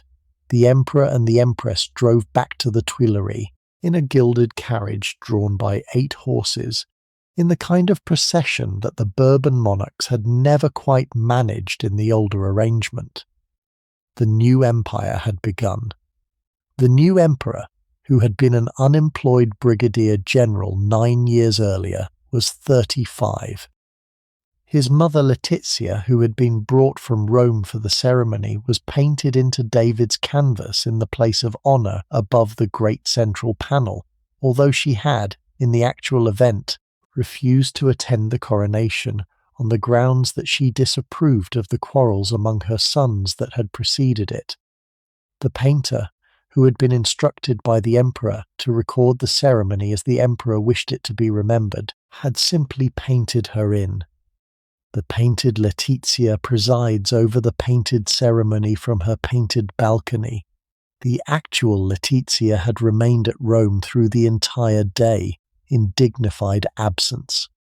She would, in the years that followed, refer to her son's imperial title with the formal reserve she reserved for political claims she did not fully approve of. She had been raised in the conviction that the Bonapartes were minor Corsican nobility, and that they were not, regardless of their political fortunes, members of the great European royal houses. The conviction would never quite leave her. She kept, throughout the imperial period, the modest housekeeping accounts that she had learned from her own mother in Ajaccio. She put away substantial sums of her son's allowance against the day, as she once told one of his ministers when his fortunes might turn. The fortunes did turn. The sums she had put away would, in the years after Waterloo, provide her with the modest independence in Rome that her son's defeat had otherwise made impossible. She had been, throughout, the most clear-eyed observer of her son's career that the family had produced. She had also been, throughout, the figure he most wanted to please and least often quite did. The first 5 years of the empire were the years of the high tide. The European political situation that the Treaty of Amiens had briefly stabilized in 1802 had broken down by the spring of 1803. The war with Britain had resumed. The great continental powers, Austria, Russia, Prussia, had reorganized themselves by the autumn of 1805 into the Third Coalition. The new emperor, who had been preparing through the previous 2 years for an invasion of England from the camps at Boulogne on the Channel coast, broke camp in the late summer of 1805 and marched his army eastward across France into Bavaria at a speed that the chancelleries of Europe had not been prepared for. The Grande Armée, the Army of England, renamed for its new theatre, covered the 400 miles from Boulogne to the Danube in 5 weeks. It encircled the Austrian army under General Mack at the fortress of Ulm in mid-October. Mack surrendered, with 30,000 men on the 20th of October 1805. The French army marched on into Austria. It entered Vienna on the 13th of November, taking the imperial capital with so little resistance that the senior officers afterwards described it as the easiest of their professional careers. The army that had still to be defeated was the combined Russian and Austrian force that had been gathering in Moravia under the personal command of the Emperor of Russia and the Emperor of Austria. The French general moved north and east to meet them. The two armies came together on the 2nd of December 1805, the first anniversary, by careful design, of the Paris coronation, on the open plateau outside the small Moravian town of Austerlitz. The French army had been carefully positioned. The opposing armies had been carefully drawn into the position the French general had wanted them in. The battle began at 7 in the morning. By 1 in the afternoon, the centre of the Allied line had been broken. By 3, the Allied wings had been turned. By 5 o'clock, the army of the two emperors had been destroyed as a fighting force. The Tsar fled the field. The Emperor of Austria sued for peace within days. The Treaty of Pressburg, signed at the end of the month, removed Austria from the war, stripped her of her remaining Italian and German territories, and established the new French emperor as the arbiter of Central Europe. The day of Austerlitz, which had been chosen as a sentimental gesture toward the anniversary of his coronation, became the day his contemporaries would remember as the high point of his military career. It would be commemorated in the years that followed by every monument the new regime erected. The son of Austerlitz, the famous phrase he used afterwards, recalling the moment when the morning mist had lifted from the plateau to reveal his army in position, entered the political vocabulary of the period. He was 36. The next 4 years were the years in which the empire reached its territorial extent. Prussia entered the war against him in the autumn of 1806. He destroyed the Prussian army in a single day in the twin battles of Jena and Auerstedt on the 14th of October, and entered Berlin a fortnight later. Russia continued the war. He defeated her in the bitter winter campaign of 1806-07 in eastern Poland, at Eylau in February of 1807, and conclusively at Friedland in June. He met the Tsar Alexander on a raft anchored in the middle of the Niemen River on the 25th of June 1807, and concluded, over the course of 2 weeks of personal diplomacy, the Treaty of Tilsit, which divided Europe between the French and Russian empires, and bound Russia to the continental system. The great economic blockade that the new French Empire had been constructing against Britain since the Berlin Decree of November 1806. The continental system closed every port in continental Europe to British trade. It was, in its conception, the alternative to invasion, the means by which the French Empire would suffocate the British economy by denying it its markets.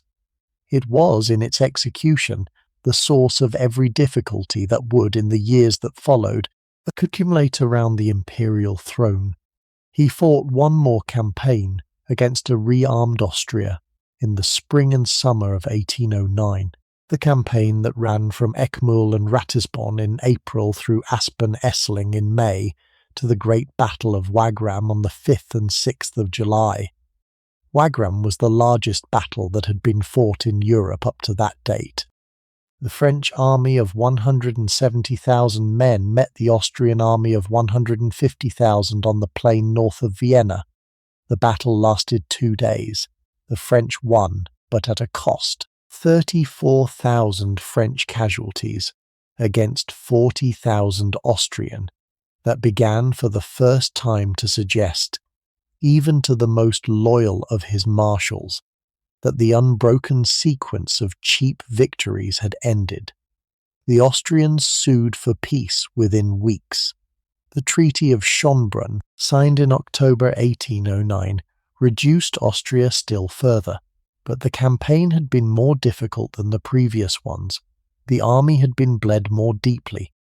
The emperor, who had been almost killed at Aspen-Essling by a stray cannonball that had landed at his feet without exploding, had become, in the experience of his marshals, more irritable, more impatient, less inclined to listen to advice that did not match his own already formed conclusions. He was 40. He had been waging continental war, with brief intermissions, for the better part of 15 years. He had become, in the gradual accumulation of the office, the figure his old officers from Italy and Egypt no longer quite recognized. The marriage that had carried him since 1796 ended that winter. Josephine had failed to produce a child. The empire required an heir.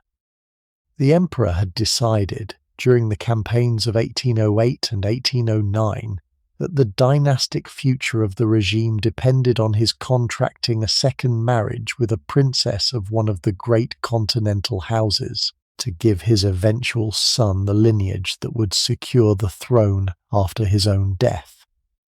The decision was taken in October of 1809. He informed Josephine of it in the sitting room at the Tuileries on the morning of the 30th of November. The scene that followed was one of the most documented of his private life. Josephine fainted. She had to be carried to her apartments. She wept on and off for 3 days. She agreed in the end to the divorce. She had no real choice, and the formal ceremony of divorce was conducted at the Tuileries on the 15th of December 1809, with the Emperor and the Empress reading their respective statements before a small assembly of senior court officials. She kept her title of Empress. She kept the Château of Malmaison, the country house outside Paris that they had shared since the early consulate, and which she had been improving for 10 years into the most beautiful private estate in France. She retained an income. She remained, for the 4.5 years of her life that remained, on terms of considerable personal affection with her former husband, who visited her at Malmaison whenever he could, and who corresponded with her in letters that have survived in numbers sufficient to demonstrate that the marriage of the Italian campaign had become, in its long ending, the friendship of a couple who had grown old together by stages, and who continued, after the formal end of their marriage, to be the central private companions of each other's lives. She would die at Malmaison on the 29th of May 1814, 3 weeks after his first abdication. He would learn the news of her death on the island of Elba a few days later. He would, by the account of his valet, lock himself in his bedroom for the better part of an afternoon, and refuse to come out. He had loved her, in the manner in which he loved anyone, more deeply than he had quite understood at the time. The discovery had arrived, as such discoveries usually do, after the marriage had already ended. The second marriage was arranged with the swiftness that the dynastic calculation required. The candidates were the Grand Duchess Anna of Russia, sister of the Tsar Alexander, and the Archduchess Marie-Louise of Austria, daughter of the Emperor Francis. The Russian negotiation founded on the Tsar's reluctance, and on the religious complications of an Orthodox princess marrying into a Catholic empire. The Austrian negotiation, by contrast, moved with the practiced efficiency that the Habsburg court had been bringing to dynastic alliances since the 15th century. The Austrian princess, 18 years old, blonde, healthy, fertile by family inheritance, with the placid temperament of a young woman who had been raised to do exactly as her family required, was offered. The emperor accepted. The marriage was contracted by proxy at Vienna on the 11th of March 1810.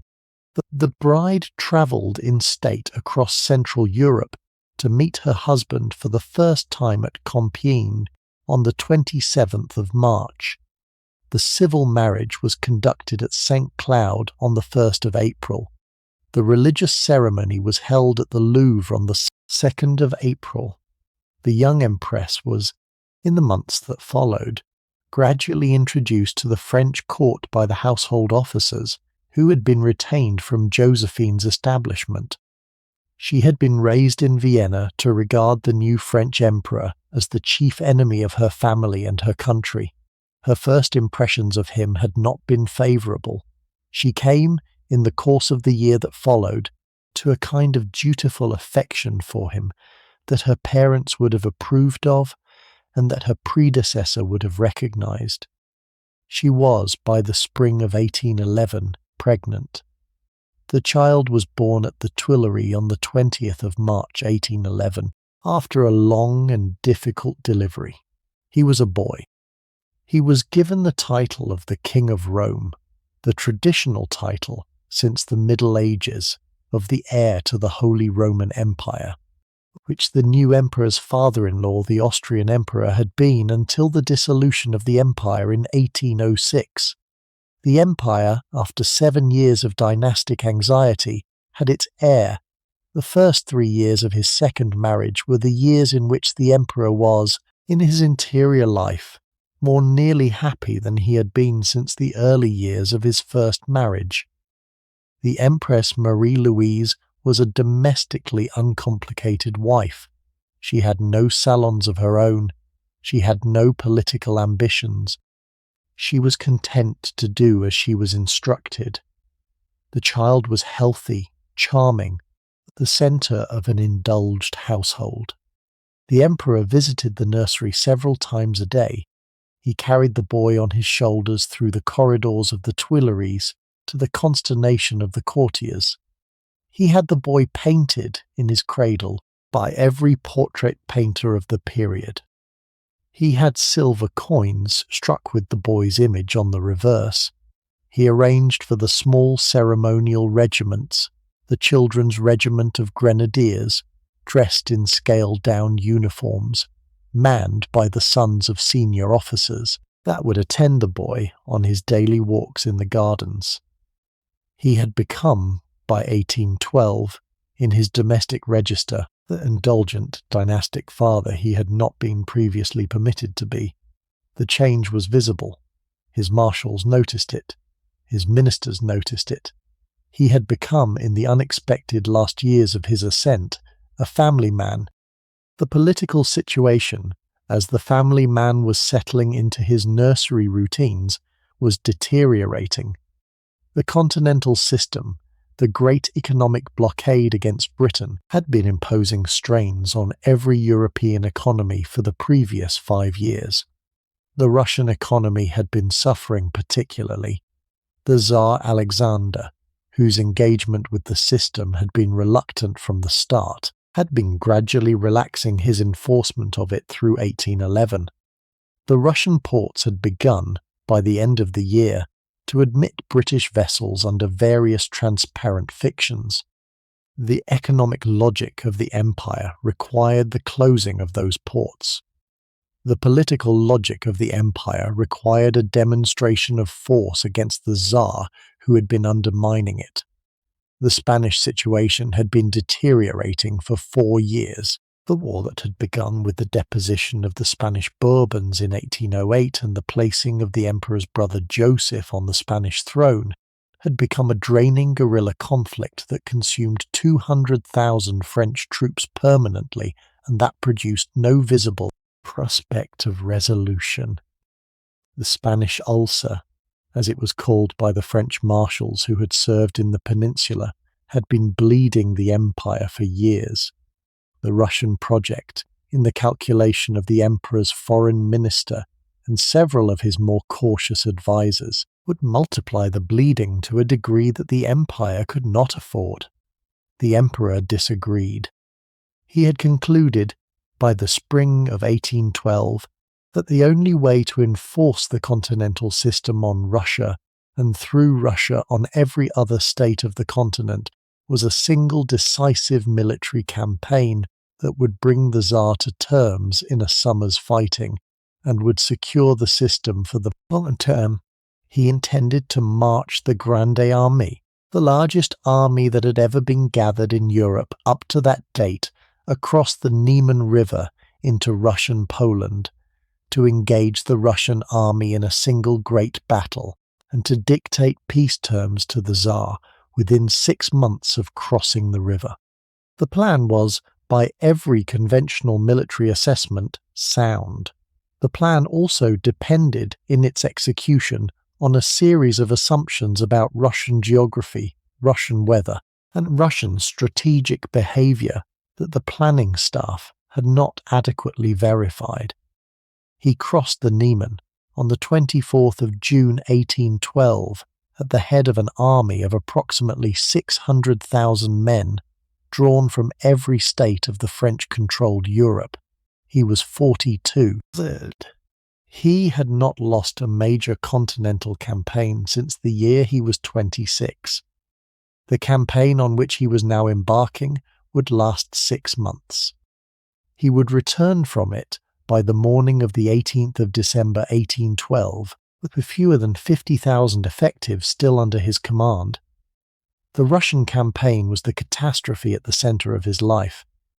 The Grande Army crossed the Niemen at Kovno in 3 columns over 4 days at the end of June 1812. The principal column, with the Emperor himself at its head, advanced into Russian Lithuania toward Vilnius, expecting to engage the main Russian army in a battle that would settle the war within weeks. The Russian army did not engage. The Russian commander, Barclay de Tolly, had been instructed by the Tsar to fight a defensive war of withdrawal, to draw the French army deeper into Russian territory, while the Russian forces retreated eastward, applying scorched earth policy as they went. The French advance through July and August was therefore an advance into an emptied country. The villages had been burned by their own inhabitants on the orders of the retreating Russian commissary. The grain stores had been emptied. The wells had been fouled. The peasants had fled into the woods. The summer heat was intense. The roads, Russian summer roads being, as the French staff officers gradually discovered, scarcely roads at all, were either deep sand or, after rain, deep mud. The supply system that had been so efficient on the campaigns of Central Europe was inadequate to the distances involved. The horses began to die in numbers. By the middle of August, having advanced 400 miles into Russia without forcing a battle, the Grande Armée had already lost a substantial fraction of its effective strength to heat, disease, and starvation.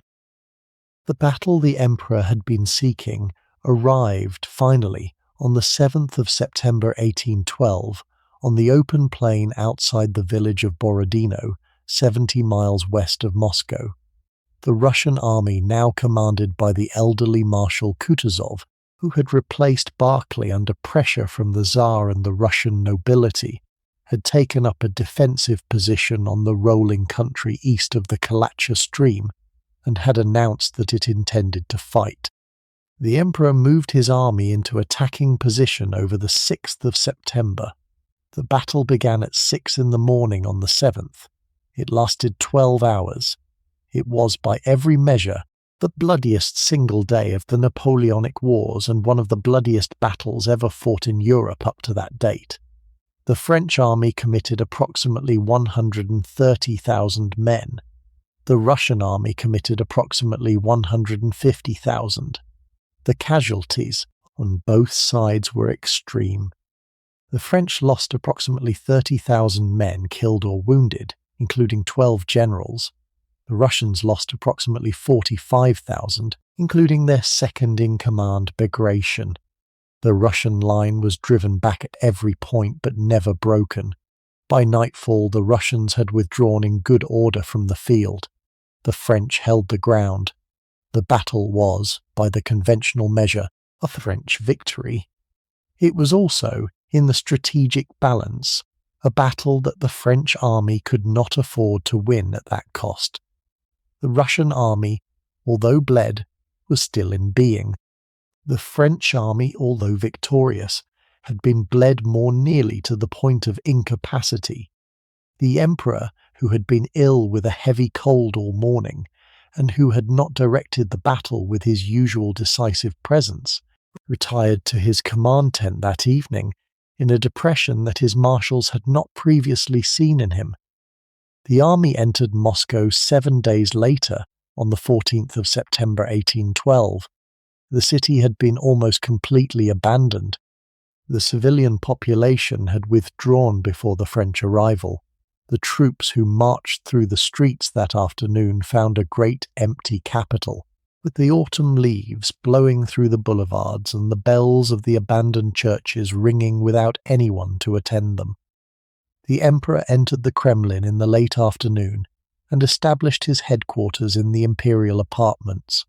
Within hours of the army's arrival, Fires had broken out in several districts of the city.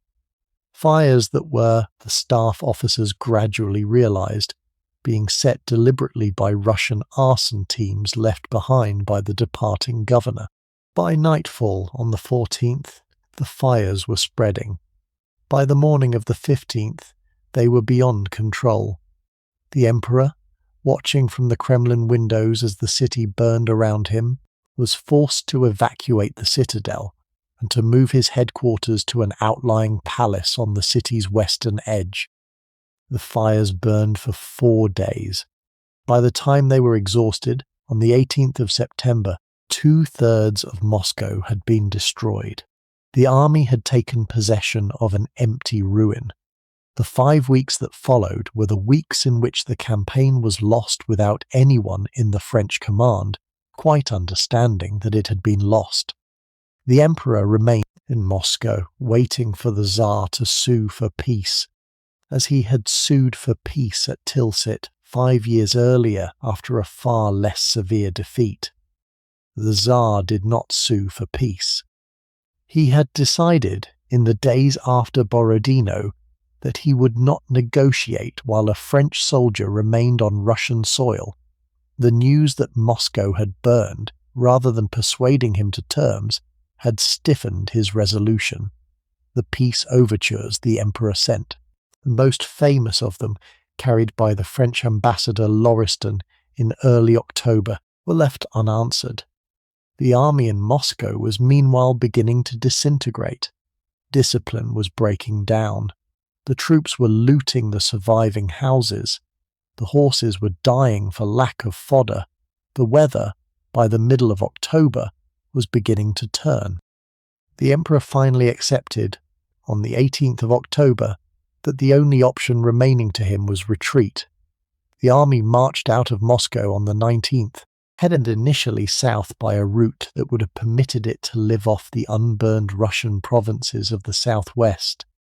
The Russian army under Kutuzov intercepted them at the small town of Maloyaroslavets on the 24th of October and forced them, after a sharp battle, back onto the line of their original advance, the devastated line through Smolensk and the burned villages of central Russia. The retreat became, from that day onward, the march that has been carried in European memory as one of the great disasters of military history. The first snows began on the 6th of November. The temperature began to drop by the middle of the month to 20 degrees below 0 Celsius. The army had not been equipped for winter. The supply trains that had been intended to bring up winter clothing were already strung out behind the line of retreat, and many of them had been intercepted by Russian raiding parties. The horses, which had been dying since the high summer, now died in their thousands every day. The cavalry, which had been the principal arm of the Grande Armée, ceased to exist as a force by the middle of November.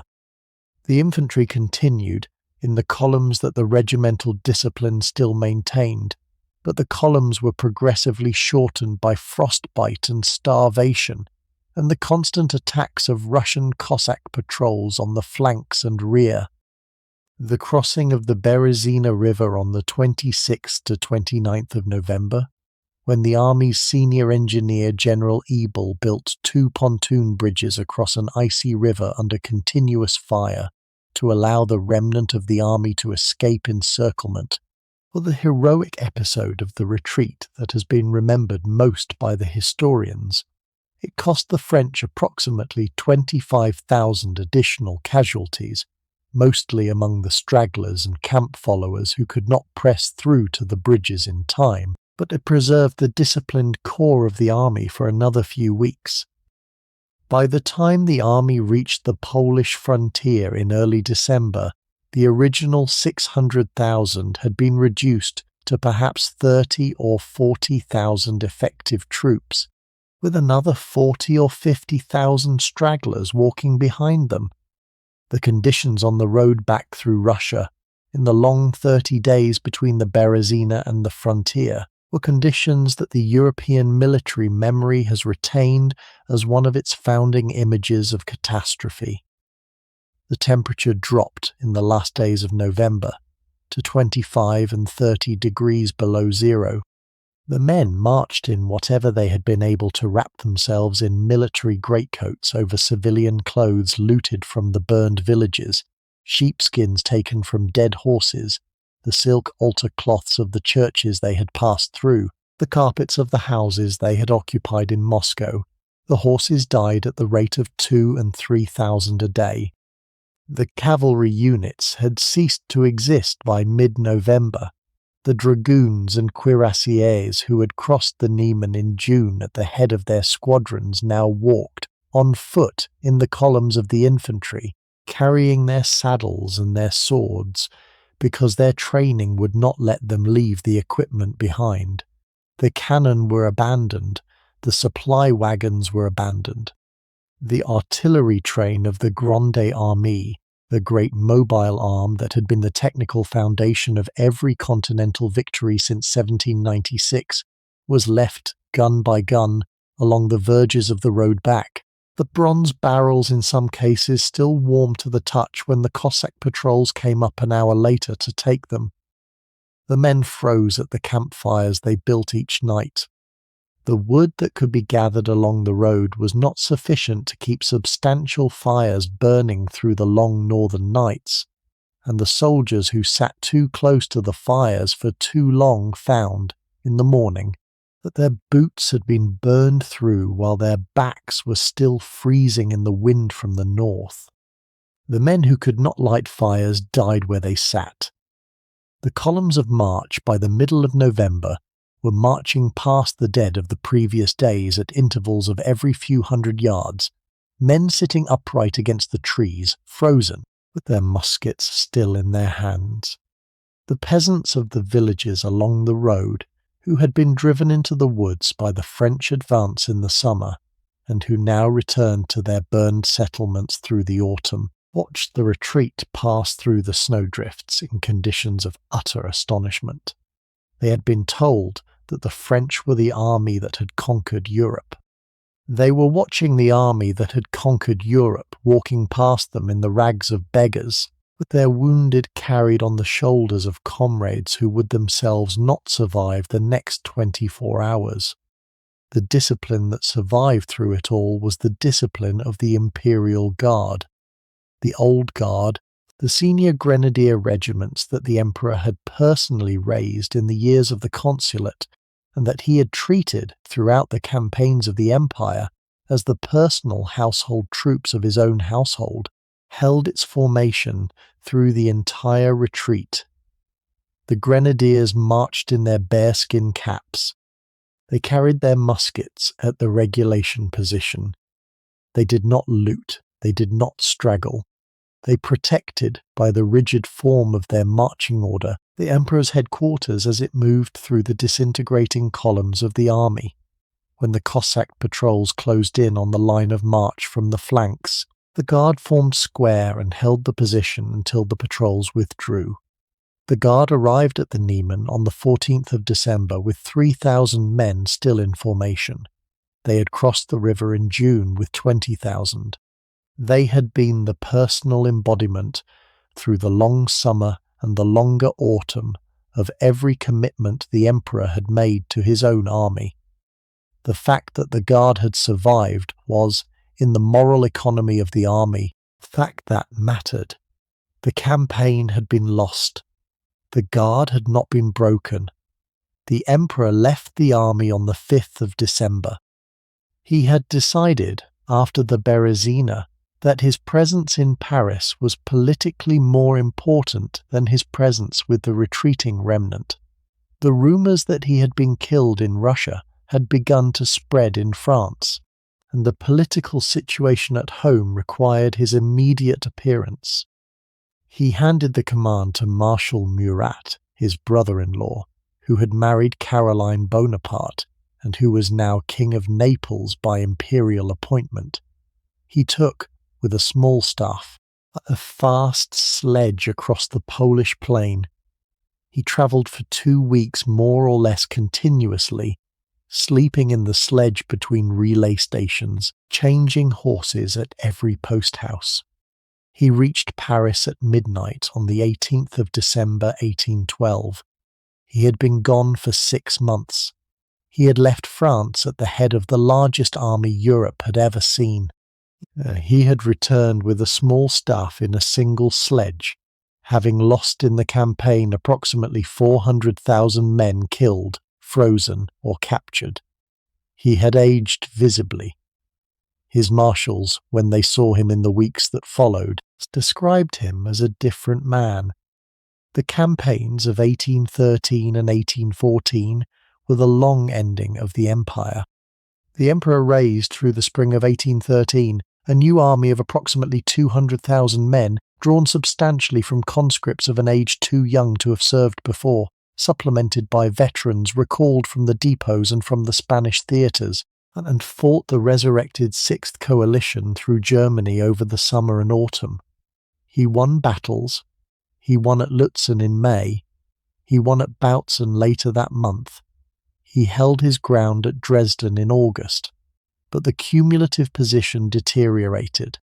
The German states, which had been imperial allies in 1812, defected in succession through the summer of 1813, as the news of the Russian disaster spread. Prussia joined Russia in March. Austria joined the coalition in August. By the autumn, the imperial armies were facing a combined allied force of nearly 500,000 men. The Battle of Leipzig, the so-called Battle of the Nations, fought on the 16th through the 19th of October 1813, was the decisive engagement of the campaign. The French army of approximately 200,000 met an allied army of approximately 350,000 outside the great trading city of Leipzig in the Saxon Plain. The battle lasted 4 days. It ended with the French army in retreat westward, having lost approximately 70,000 casualties in the 4 days and another 30,000 captured. Leipzig broke the German theatre. The empire's German allies abandoned the cause in the days that followed. By the end of October, the French army had been driven back across the Rhine.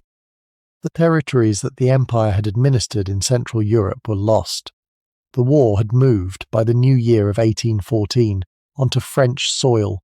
The 6 days campaign of February 1814, the brilliant defensive operations in the Champagne, in which the French army of perhaps 40,000 men inflicted a series of sharp local defeats on the much larger Allied armies advancing on Paris from the east, was, in tactical terms, one of the most accomplished campaigns of his career. It was also, in strategic terms, an attempt to delay a defeat that the disproportion of forces had made inevitable. The Allies bypassed his army. They marched on Paris directly.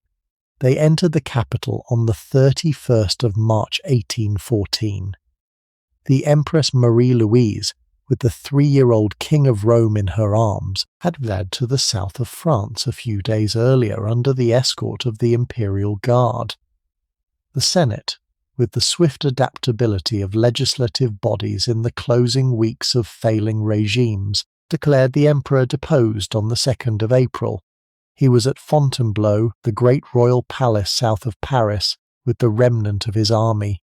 His marshals, in a deputation led by Ney and MacDonald, came to him on the 4th of April and informed him that they would not continue the war, that the army was, in its psychological exhaustion, no longer the instrument it had been, that he must abdicate to spare the country further bloodshed.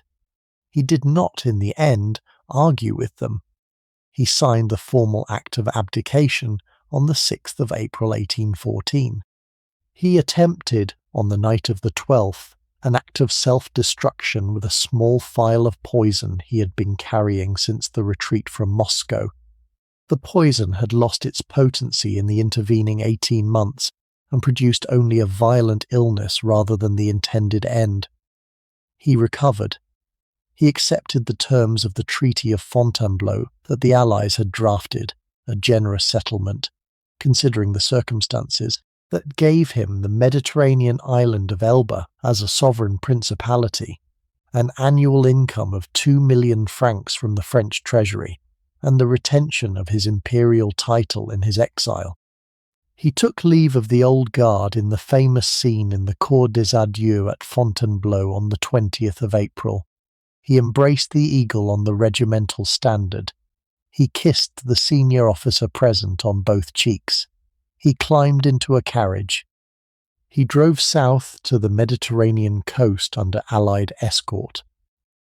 He sailed from Saint Raphael for Elba on the 28th of April 1814. He had been Emperor of the French for 10 years and 5 months. He was 44 years old. The 10 months on Elba were the strange interim of his life. The island, 12 miles long, 8 miles wide, with a permanent population of about 12,000, dominated in the middle by the granite peak of Monte Capan and skirted by a few ports, had been chosen for him by the Allied negotiators chiefly because it was compact, accessible, and within reach of French naval observation. The arrangement gave him, formally, the sovereignty of the island.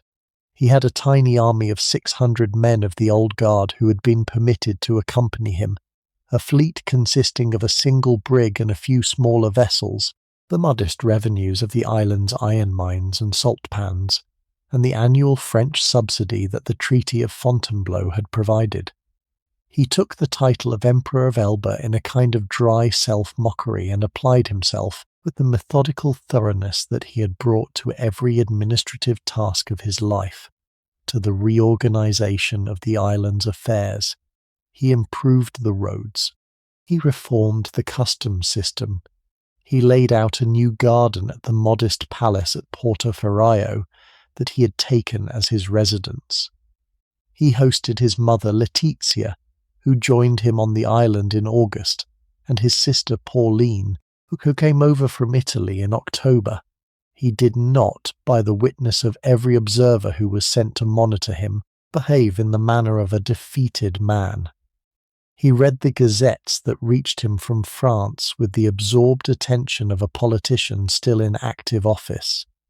He received visitors from Paris, from Vienna, from London, with the courteous formality of a sovereign still in his court. He waited through the autumn and the winter to see whether the political situation in France would generate the opportunity he had begun to think it might. The opportunity arrived through the long winter. Bourbon restoration that had been imposed on France by the Allies in the spring of 1814, the return of the elderly Comte de Provence as Louis XVIII, brother of the executed Louis XVI, had not been a popular success. The new king, who had spent the last 25 years in exile and had returned to a country he scarcely recognized, attempted a balancing act between the restored aristocracy and the post-revolutionary structures the empire had left behind. He was, by the standards of his family, an intelligent and moderate man, but he was not a popular man, and the regime he established was not a popular regime. The returning émigré nobility annoyed the bourgeoisie. The restored Catholic establishment annoyed the surviving revolutionaries. The half-pay officers of the imperial army, 60,000 veterans of the great campaigns, suddenly out of employment, in many cases nursing the wounds and the political grievances of a decade and a half of service, became through the winter of 1814-15 the most disaffected element in the country. The agents who had been sent to Elba by the Bourbon government to keep watch on the exiled emperor began to send back reports through the autumn that suggested he was carefully informed about the deterioration of the new regime's popularity. By February of 1815, he had reached his decision. He would return to France. He would do so in the calculated expectation that the army and the population would rally to him before the Bourbon government could mount an effective response. He sailed from Portoferraio on the evening of the 26th of February 1815 with his 600 guard and a few light vessels. He landed at Golfeuan on the Mediterranean coast on the morning of the 1st of March. He had with him no army worth mentioning. He had only the conviction that the country would come to him as he advanced. The conviction was correct. He moved northward through the Alpine foothills on the road through Grasse, Digne and Sisteron, in what would become, in the imperial mythology, the route Napoleon, and at every town he reached, the population came out to greet him. The local garrison defected. The Bourbon administration evaporated. At Laffrey on the 7th of March, 8 days after his landing, he encountered the first armed force sent to oppose him, a regiment of the king's army drawn up across the road to block his advance.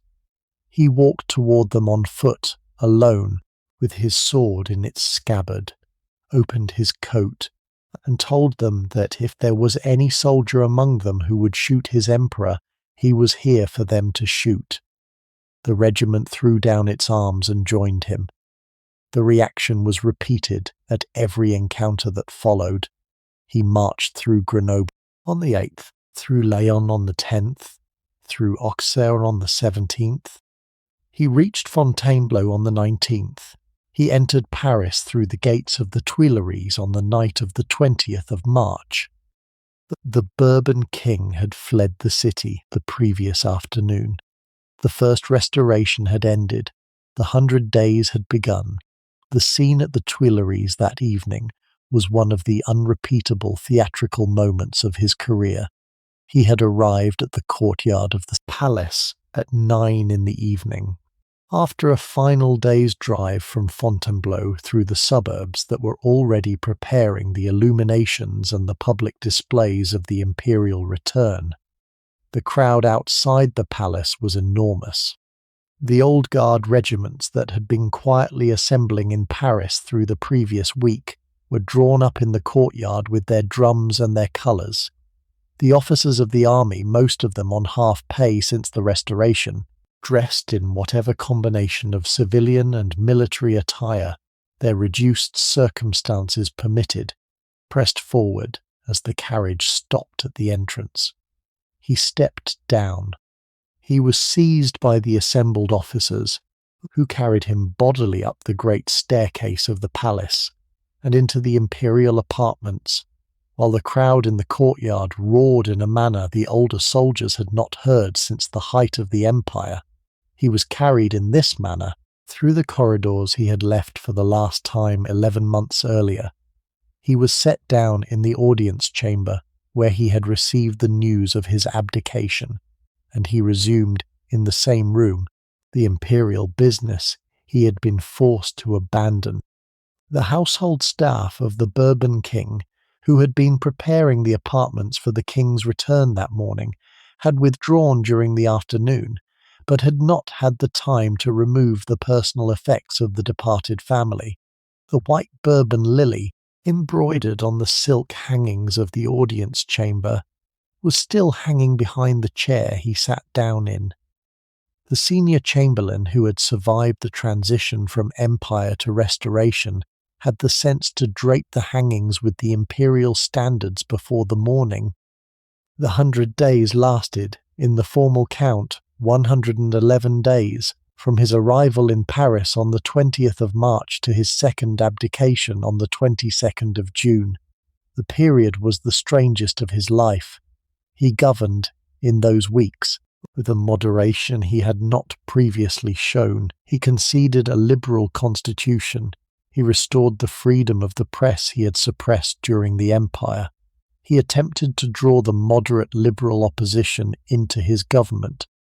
He was attempting, in the political idiom of the period, to become a constitutional emperor in the way that the British monarchs had become constitutional kings. The attempt was sincere. It was also, in the circumstances, impossible.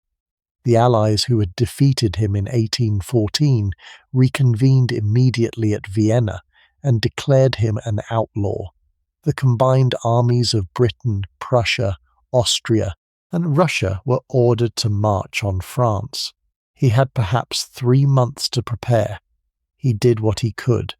He raised, by recall of veterans and conscription of new classes, an army of approximately 290,000 men. He could not raise more in the time available, and the 4 Allied armies converging on France numbered, between them, more than 700,000.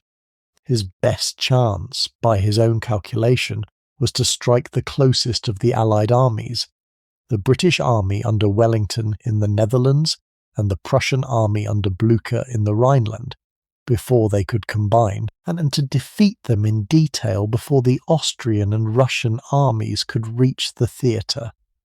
He marched north on the 12th of June at the head of an army of approximately 120,000. He crossed into Belgium on the 15th. He engaged Blücher at Ligny on the 16th and inflicted a sharp defeat that drove the Prussian army back northeastward in some disorder. He engaged Wellington at Quatre Bras on the same day in an inconclusive action. The battle that would decide the war was set for the 18th. The field of Waterloo, 15 miles south of Brussels, was an open expanse of farmland and rolling ridges, with the small chateau of Hougoumont anchoring the Anglo-Allied right and the farmhouse of La Haye-Sainte commanding the centre.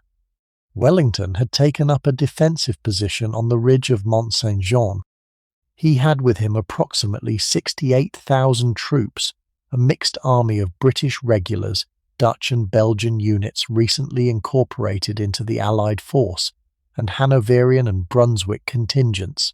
He was waiting for the Prussian army, which was marching west from its bivouacs after Ligny, to come up on his left flank and complete the Allied position.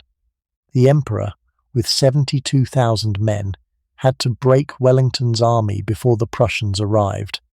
The battle began at 11:30 on the morning of the 18th of June 1815, with a French diversionary attack on the Hougoumont Chateau on the Allied right that was intended to draw Wellington's reserves into the defence of his flank. The main attack began at 1. It continued in a series of cavalry charges, infantry assaults and artillery exchanges throughout the long afternoon. The French cavalry charged the Allied squares repeatedly and could not break them. The French infantry took La Haye-Sainte at 6, but could not exploit the gain. The Prussian army, delayed all morning by mud and bad roads, began to come up on the French right flank by mid-afternoon and engaged the French reserves with increasing weight as the hours passed. By 7 in the evening, the French army had been bled to its limit. The Emperor committed the Imperial Guard, the legendary reserve that had never lost a battle in his career. At 7:30, in a final attempt to break the Allied centre, the Guard advanced up the slope of Mont Saint-Jean. They met the Allied line at point-blank range. They broke. The Guard had been beaten. The cry that went up along the French line, that the Guard had broken, produced, in the army that had followed him through the campaigns of his life, the collapse of nerve that no army can survive. The retreat became a rout. By 9 in the evening, the French army had been destroyed. The Emperor escaped from the field in a small carriage. He reached Paris by the 21st. The second abdication came on the 22nd of June 1815 in the library of the Élysée Palace where he had taken refuge. The political situation had collapsed around him in the 4 days since the battle. The chambers, which had supported him through the 100 days, had withdrawn their confidence in the wake of the news from Waterloo. He signed the abdication in favour of his 4-year-old son, the King of Rome, who was now to be considered, in the legitimist fiction of the imperial restoration, Napoleon II. The fiction had no political traction. The Allies were closing on Paris. The provisional government that had taken control of the city had no intention of supporting any imperial succession. The emperor left Paris for the country house of Malmaison, his late first wife Josephine's house, where she had died the previous year, and which had remained vacant since, and spent his last 5 days of liberty there. He visited her rose garden, which the gardeners had kept up after her death. He sat in the drawing room where she had died on the 29th of May 1814. He wrote letters to the few friends he still had abroad. He considered briefly an attempt to escape to America, where the republic he had known since the days of Lafayette was, in his understanding, the only country in the world that would have given him an asylum. He drove west to Rochefort on the Atlantic coast in the last days of June. He found, on his arrival on the 3rd of July, that the British Navy was already blockading the harbour and that no merchant ship would carry him out. He considered, for some days, the possibility of being smuggled out by various small craft. He finally accepted, on the 15th of July 1815, the inevitability of surrender. He wrote a letter to the Prince Regent of England, throwing himself on the magnanimity of the British nation, and went aboard the British warship Bellerophon, which was anchored in the roadstead of the Ile d'Aix. The captain of the Bellerophon, Frederick Maitland, received him with the formal courtesy of a serving officer toward a defeated head of state. The Bellerophon sailed for England the same day. The emperor would never set foot on French soil again. The voyage to Plymouth took 10 days. The Bellerophon anchored in Plymouth Sound on the 24th of July. The emperor remained on board for the better part of 3 weeks, while the British government considered what to do with him. He could not, the cabinet had concluded, be permitted to remain in Britain. His presence on British soil would, under English law, have made him entitled to various legal protections that the government did not wish to risk a court applying to him. He could not, by the same calculation, be permitted to settle on the European continent. The recent experience of his escape from Elba had demonstrated the dangers of any location within reach of France. The decision arrived at, after some weeks of discussion among the Allied governments, was that he was to be sent to the island of Saint Helena in the South Atlantic. The island had been a possession of the British East India Company since the 17th century. It was approximately 5 miles long, 8 miles wide, a volcanic outcrop with a permanent population of perhaps 4,000, located in the middle of the Atlantic Ocean, approximately 1,200 miles from the nearest mainland, in such a remote position that no ship reached it without going substantially out of its way. He was informed of the decision on the 31st of July 1815. He was permitted to take with him a small entourage of his choice 3 senior officers, a few servants, his own personal physician, and was conveyed onto the Royal Navy warship Northumberland on the 7th of August for the voyage south. The Northumberland sailed from Portsmouth on the 8th. The voyage to St. Helena took 10 weeks. The emperor landed at Jamestown on the island on the 17th of October 1815. He was 46 years old. He had been the central political figure of his continent for 15 years. He had returned, in his eventual exile, to the position of his first command. An unfamiliar island in the wrong climate, with a small staff and modest resources, with no money beyond what the British government allocated him, and with the rest of his life to spend on the rock he had been put on. The first weeks on St. Helena were spent at the Briars, the residence of William Balcombe, a senior official of the East India Company who lived in a Georgian house at the foot of the island's central mountain. The accommodation was a guest pavilion in the garden, 2 rooms, modest but comfortable. The emperor lived there from the 17th of October to the 10th of December 1815.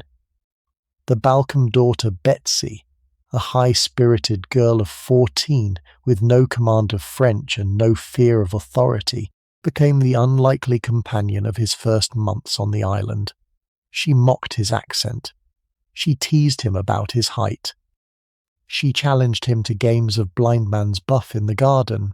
He was, in her company, more nearly cheerful than at any other point of his exile. He gave her an ivory carving of an elephant that he had been carrying since the Egyptian campaign. He played hide-and-seek with her in the shrubbery. He was, in those weeks, on a holiday from his catastrophe. The interval would not last. The British government had decided that he was to be lodged in a more secure facility, and the property called Longwood House, a low single-storey building on the windswept uplands of the island, formerly the Lieutenant Governor's country residence, was being prepared for him. He moved into Longwood on the 10th of December 1815. He would live there for 5 years, 4 months, and 25 days. Longwood was not a comfortable house. It had been built as a summer residence, with thin walls and shallow eaves, and it had not been improved for winter occupation. The site was on the upper plateau of the island, 1,500 feet above sea level, in a position fully exposed to the trade winds that blew across the island 10 months of the year. The rooms were damp. The rats were numerous. The wallpaper, which had been put up hastily for his arrival, peeled within months from the salt-laden moisture in the air. The household he had brought with him, Marshal Bertrand and his wife Count Las Cases and his teenage son, General Gourgaud, Count and Countess Montholon, and their children, 8 or 9 servants of varying degrees of usefulness, was lodged in cramped quarters around the central rooms that he himself occupied. He had a study, a sitting room, a bedroom. He had a library that he had brought from France, supplemented over the years by the books that the British government permitted to be sent out on the East India ships. He had a few of the personal possessions he had carried into his second abdication: his sword, his telescope, carved ivory miniatures of his son in his cradle, a portrait of the boy that the painter Gerard had completed in 1812. He had no horses worth mentioning. He had no carriage in which he could drive about the island. He had no opportunity to leave the immediate vicinity of the house except by walking, in which case he was followed at a distance by a British orderly officer assigned to monitor his movements. Anurus. The arrival, in April of 1816, of the new British governor of the island, Sir Hudson Lowe, a competent but rigidly literal-minded soldier who had been chosen for the post precisely because the cabinet wanted a guardian who would carry out instructions without imagination. Well, this development converted the discomfort of the exile into the chronic distress that it became. Lowe was suspicious of every movement, every visitor, every letter. He restricted the emperor's perimeter of unaccompanied walks. He intercepted and read every piece of correspondence that came in or went out. He insisted that the emperor be addressed by the British administration only as General Bonaparte, on the principle that the British government had never recognized his imperial title. The emperor refused to receive any communication that used the title. The relationship between the two men, after a few formal interviews, became one of cold and obstinate mutual contempt. Lowe was, in the conventional military assessment of his contemporaries, an officer of limited ability who had been promoted beyond his capacities.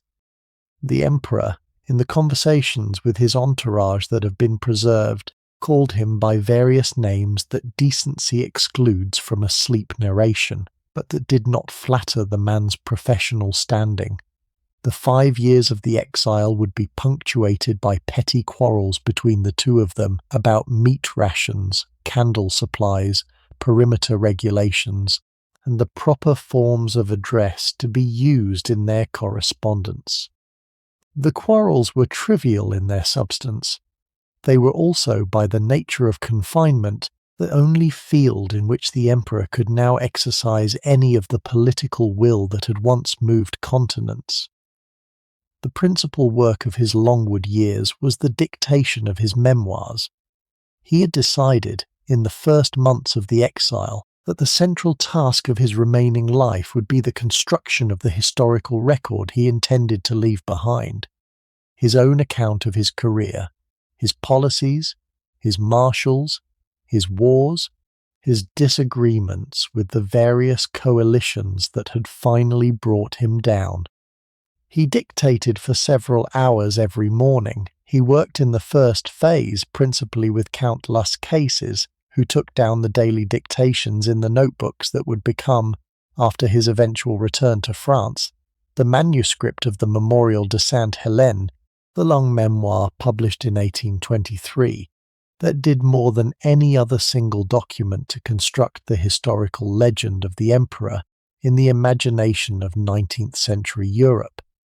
He worked. After Las Cases' expulsion from the island in November 1816 over some violation of the censorship regulations, with the others Gourgaud, Montholon, the more polished Bertrand, he covered the Italian campaign, he covered Egypt, he covered Brumaire, he covered Marengo, Austerlitz, Jena, the establishment of the empire, the diplomatic settlements of Tilsit and Pressburg, the Russian disaster, the 100 Days. He gave his version of every controversy that had marked his career, and his version was, in the manner of the genre, not always the version that the historical evidence would in retrospect support. He was constructing his own legend. He knew he was constructing it. The construction was as deliberate as any of his earlier political acts. It would be, in its long effect, perhaps the most enduring of his works. His daily routine settled into a pattern that varied little across the 5 years. He rose late, often not before 9 in the morning, having read late into the night by candlelight. He took a hot bath that lasted sometimes 2 hours. The bath was the great pleasure of his exile, and he read dispatches and dictated letters from the tub with a thoroughness that astonished his attendants. He had a light breakfast in his sitting room. He worked on the memoirs through the late morning. He took a long walk in the small garden that the household had laid out around the house, attended by one of his suite. He took dinner, the great formal meal of the day, conducted with the elaborate ceremonial of the Tuileries, with full court dress required of every member of the household, at 6 in the evening. The dinner was attended in absolute silence. No member of the suite was permitted to speak until he had spoken first, and he often did not speak at all. He retired to his sitting room after dinner. He read aloud in the evenings. From the great French classics, Corneille and Racine for the tragedies, Voltaire and Rousseau for the prose. He worked on his correspondence, such correspondence as the censorship permitted, and until midnight or after. He went to bed in the small hours. The next day repeated the pattern. The pattern was the structure of his last years. It was, by the witness of his entourage, the routine he had imposed on himself as a defence against the corrosive boredom of a life that had no further public purpose.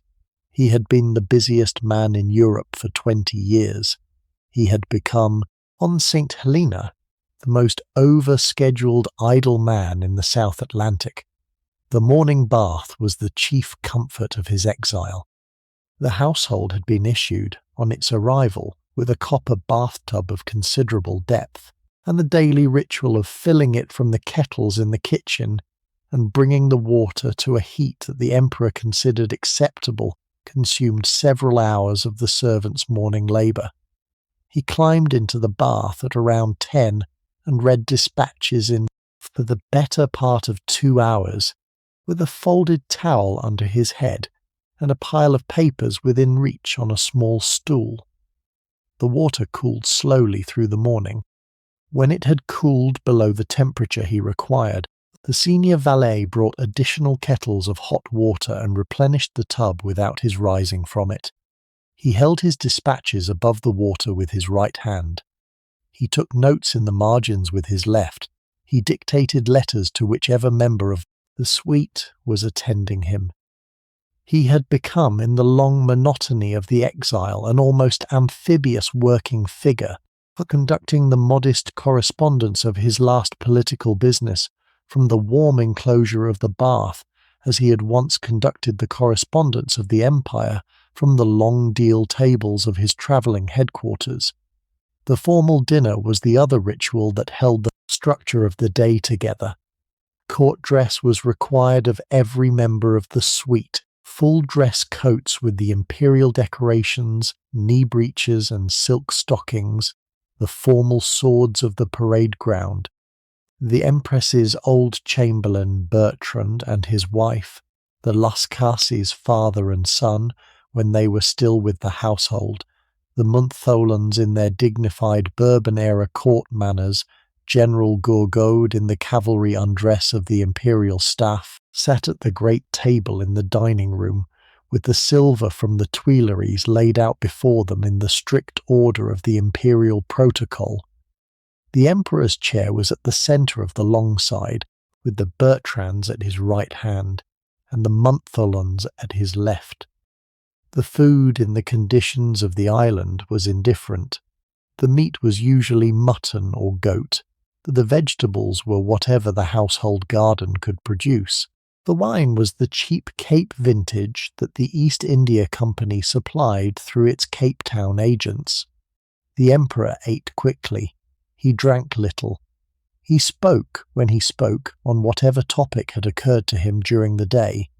The conversation might range, in a single evening, from the merits of the Roman generals of the early Republic to the corn yields of the central French provinces in the years of the continental system. The members of the suite were expected to follow wherever he led. They were not expected to volunteer subjects of their own. When the emperor fell silent at the table, as he sometimes did for the better part of an hour, the suite sat in silence as well. The silver clinking quietly on the imperial plates while the trade wind moved the curtains of the open windows.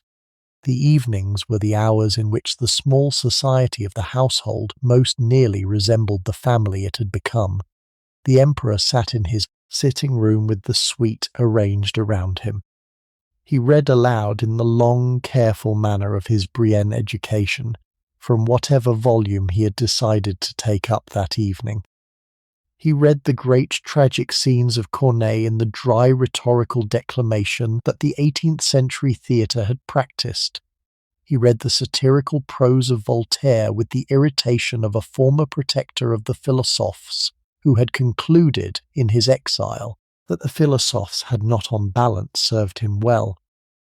He read his own dictated memoirs back to himself as he received the fair copies from the day's secretaries, correcting in the margins with the careful close handwriting of his years on the throne. The suite listened. Madame Bertrand sewed. Madame Montholon worked on the embroidered cushions she was making for the household's chairs. The Bertrand children, who had been born or brought to the island, played in the corner with the dolls the British Navy had sent out on one of the supply ships. The household had become, in the long evening hours, the modest unit it had been forced to become. A continental court of 15 people on a volcanic outcrop in the middle of the Atlantic, conducting the protocols of the Tuileries with the rigid formality of a society for which the formality was the only thing standing between it and the despair of its position. The quarrels with the British administration provided the chief animation of the days that the bath and the dinner and the evening reading could not fill. The petty disputes about meat rations, candle allowances, the boundaries of the emperor's unaccompanied walks, the precise wording of the British communications, the regulations for the receipt of mail from Europe, the censorship of the books that the household ordered from the Paris booksellers, became the chief subjects of correspondence between the Longwood household and Plantation House, where Sir Hudson Lowe maintained his administrative headquarters. The Emperor dictated on these matters with the calm intensity of a man for whom no political question was ever beneath his attention. He had, in his Brumaire and consulate years, given the same intensity to the reorganization of the prefectures and the drafting of the civil code, and this intensity did not diminish merely because the field of its application had shrunk to the meat rations of a 15-person household. He fought every dispute. He won, in the long view of the historical record, almost none of them. He continued the dispute regardless. The British administration found the disputes exhausting. The Emperor found, in the disputes, the chief political occupation his last years could offer him. The health that had carried him through the campaigns began to deteriorate in his 50th year. He had been overweight since the High Empire. He had been increasingly sedentary on the island. He had developed, by 1818, the symptoms of what his physicians would in due course identify as a stomach complaint of considerable severity. The pain came in episodes that lasted for days. The food he could digest narrowed gradually. He vomited often after dinner. His weight, which had been substantial when he arrived on the island, began to drop sharply through 1820. By the new year of 1821, he was visibly ill. He had lost interest in the morning rides he had previously taken. He had become more silent at dinner. He had, by February, suspended the dictation of his memoirs because the effort of sustained mental work had become too much for him. By March, he was confined to his bedroom for most of the day. By April, he was bedridden. The diagnosis his physicians arrived at, and which the autopsy after his death would substantially confirm, was cancer of the stomach. His father, Carlo Bonaparte, had died of the same disease at the age of 39, in February of 1785, when the young cadet at the École Militaire had been told the news by a school official, and had taken it with the grave composure that had been characteristic of him at 15. The disease had carried Carlo in a matter of months. It would carry the son rather more slowly. The last 3 weeks of his life passed in the bedroom at Longwood House with his entourage in attendance, and the British physicians visiting twice a day. He dictated, on the 15th of April, his will, a document of substantial length, in which he distributed his personal effects, made bequests to his loyal officers and to the soldiers wounded in his campaigns, expressed his political testament for the historical record, and asked to be buried on the banks of the Seine, in the country he had served all his life. He received the sacraments on the 21st of April from the Italian priest Vignali, who had been sent out from Rome the previous year at the request of his family in exile. He was visited in the last days by every member of his entourage in turn. He spoke to each of them.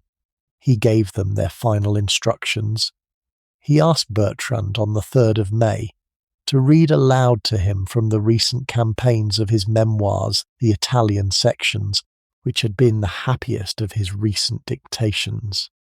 Bertrand read for an hour, in the slow grave manner the household had been accustomed to, while the Emperor lay with his eyes closed and his hand on Bertrand's wrist. He drifted in and out of consciousness through the 4th and 5th of May. The household kept watch in shifts. The British physicians attended at intervals. The sun rose on the morning of the 5th, over the windward side of the island in the clear pale light that marks the autumn of the southern hemisphere. He was, by mid-afternoon, no longer fully aware of his surroundings. He spoke a few words in the late afternoon that those at the bedside afterwards remembered with the various small inconsistencies that always attend the recording of last words. He said something about France. He said something about the army. He said something. Those who heard him afterwards disagreed about the exact phrasing that included the words tête d'armée, the head of the army. He said the name of his first wife. The witnesses standing at the bedside differed afterwards about the order of the words, and about whether the name was Josephine alone or Josephine in some longer phrase. The witnesses did not differ about the substance. He had carried, in the small private archive of his last consciousness, the country he had served and the woman he had loved most. He died at 11 minutes before 6 o'clock in the evening of the 5th of May 1821. He was 51 years and 9 months old. He had been a French subject for 52 years, an officer of the French army for 35, the head of the French state for 15, and an exile for the last 7. The household around the bed knelt in the moment of his passing. The senior physician took the watch from the bedside table and noted the time on the formal record. The British officer in attendance left the room and went to inform the governor. The funeral was conducted on the 9th of May 1821 on a grassy slope in the Valley du Geranium on the eastern side of the island. The body had been embalmed and placed in 3 nested coffins, an inner one of tin, a middle one of mahogany, an outer one of lead sealed against the climate and the long-expected disinterment that his family in exile had already begun to negotiate for. The British garrison provided a military escort with full honours, the flag at half-staff, the regimental band playing the Dead March. The senior officers of his household walked behind the coffin in their court uniforms. Sir Hudson Lowe attended in full dress. The Italian priest Vignali conducted the brief Catholic service at the graveside. The coffin was lowered into the prepared grave. The stone that was laid over it bore no inscription. The household had wanted the inscription to read simply Napoleon, and Lowe had insisted that the legal name was Napoleon Bonaparte, and the dispute over the inscription had reached, in the small, terrible way of such disputes, the point at which the family preferred to leave the stone blank rather than to accept the Bourbon-approved form. He was buried, finally, under a slab without a name. He would lie there for 19 years. In 1840, the French government of Louis Philippe, the constitutional monarchy that had replaced the Second Bourbon Restoration, negotiated the return of his remains. The body was disinterred on the 15th of October 1840 and shipped back to France on the frigate La Belle Poule. It arrived at Le Havre in November. It was conveyed up the Seine to Paris by river. It was received at Paris on the 15th of December 1840, on a winter day of bitter cold, in a state funeral attended by perhaps 1 million people. He was interred, finally, beneath the dome of the great Church of the Invalides in the centre of the city, in the great red porphyry sarcophagus that the architect Visconti designed for the purpose, and that holds him there still. He had asked, in his will, to be buried on the banks of the Seine, in the country he had served all his life. The request had been granted 20 years late. The people he left behind survived him by various lengths. The Empress Marie-Louise, who had been hurried out of Paris in March of 1814, and who had never seen him again after their parting at St. Cloud that month, had been granted the Duchy of Parma in the Italian settlements of the Vienna Congress. She had taken up residence in Parma in 1816, and had governed the small duchy with the assistance of an Austrian officer named Adam Albert von Neipperg, who had been appointed her chamberlain, and whom she had, in due course, taken as her lover, and after her husband's death, as her morganatic second husband. She had been a kind enough wife to the great man she had married at the age of 18. She had not, in his absence, been a particularly loyal one. She heard the news of his death at Parma at the end of June 1821. She mourned correctly. She continued to govern her small territory through the rest of her life, in the placid, contented manner that her family had raised her for. She married Neipperg in 1822 after a respectful interval. She had 3 more children by him. She died at Parma in December of 1847 at the age of 56. The boy who had been her child by the Emperor the King of Rome, called Napoleon Francois Joseph Charles in the longer baptismal style, called the Aiglon by the later French legend, had been taken to Vienna by his maternal grandfather, the Emperor Francis, after his mother's removal to Parma, and had been raised at the Habsburg court under the name Franz, the German form of Francis. He was given, on his Habsburg grandfather's instruction, the title of Duke of Reichstadt. He grew up in the Schönbrunn Palace as a Habsburg prince with the curious memory of having been, in his infancy, the heir to the largest empire of his century. He was a thin, pale, serious boy with his mother's blonde hair and his father's intense, focused eyes. He was tutored in the conventional manner of his Habsburg cousins. He developed, in his middle teens, a fascination with his absent father's military career that the senior figures of the Vienna court attempted, with various degrees of success, to discourage. He read his father's dispatches when he could obtain them. He kept a portrait of his father in his rooms. He was visited periodically by the surviving members of the Bonaparte family, whom the Vienna court permitted to call on him under careful supervision. He developed, in his 18th year, the tubercular illness that had been a familiar visitor in his maternal family for several generations. He weakened steadily through 1830 and 1831. He died at Schönbrunn on the 22nd of July 1832, at the age of 21. He was buried in the imperial crypt at the Capuchin Church in Vienna, in the family vault of his mother's people, in a tomb where he would lie until 1940, when the German government, in one of its more theatrical political gestures, returned his remains to Paris and placed them beside his father's in the Invalides. He had never set foot in France in his adult life. He had been, in the long perspective of the legitimist mythology of the imperial succession, Napoleon II for 103 years. He had been a king without a kingdom, and an emperor without an empire. He had been, more centrally, a quiet, bookish young man who had not been permitted to be his own person. The brothers and sisters lived out their various exiles. Joseph, the eldest, who had been King of Naples and then King of Spain, had escaped from France in the days after Waterloo, and had settled, in a moment of considerable practical resourcefulness, in the United States on a large estate at Point Breeze in southern New Jersey. He lived in America for 17 years, the only one of the Bonapartes to spend significant time in the country, and became a respected if eccentric local figure in the early Republic.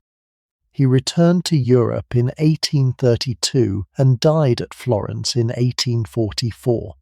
Lucien, the second brother, the most independent of the family, who had broken with the emperor over the establishment of the empire in 1804, and had spent the remainder of his career in Italy, died at Viterbo in 1840. Louis, the King of Holland, who had been a chronically unwilling brother king, and who had abdicated his Dutch throne in 1810 rather than continue to apply imperial policies he disapproved of, lived out his exile in Italy and died at Livorno in 1846.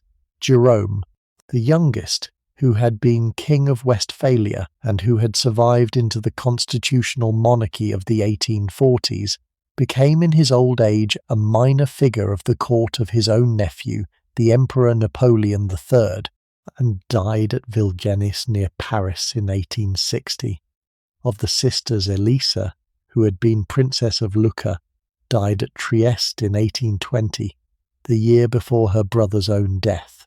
Pauline, who had been Princess Borghese and the most beautiful and headstrong of the family, died at Florence in 1825. Caroline, who had been Queen of Naples by her husband Murat's title, died at Florence in 1839.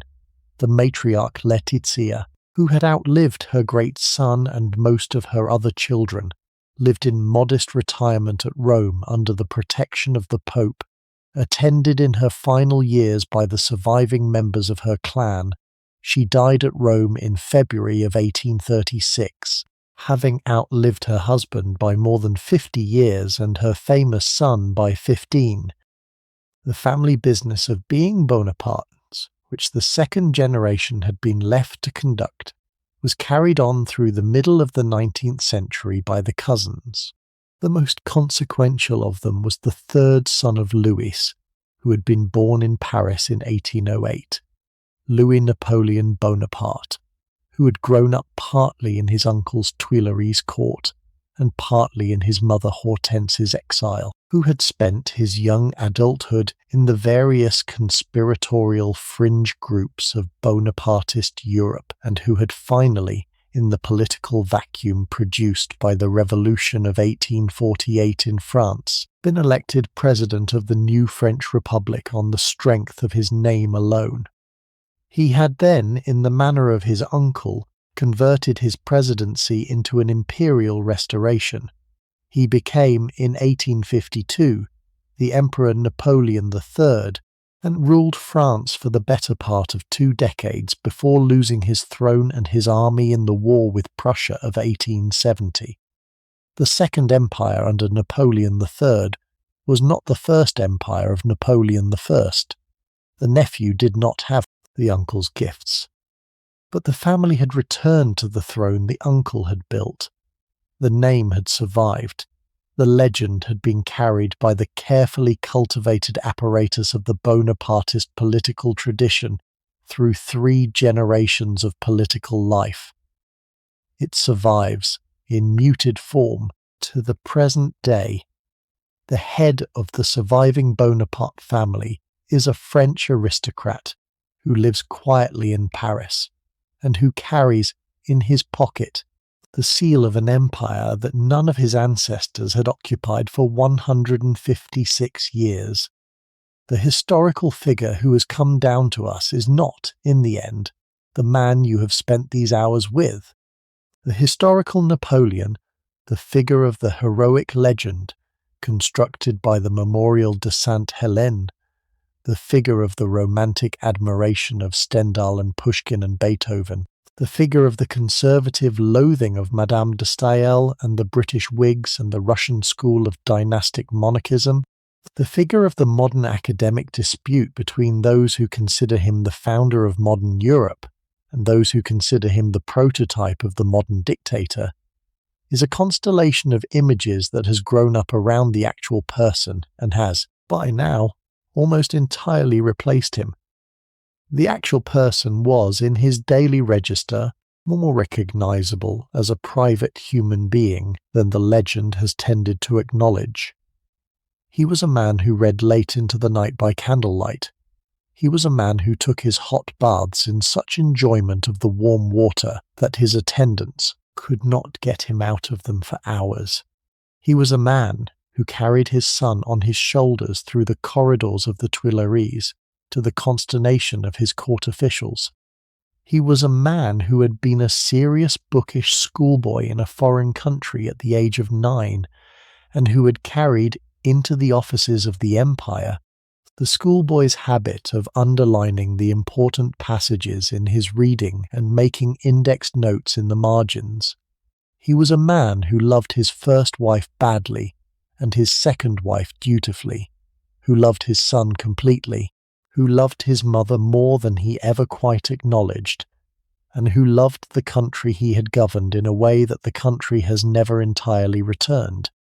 He was a man who was by every objective measure one of the most gifted military commanders of the modern world, and a man who was by the same objective measure one of the most ambitious political constructors of the modern world, and a man who was, by the same objective measure, one of the most catastrophically destructive figures of any age that has ever been measured.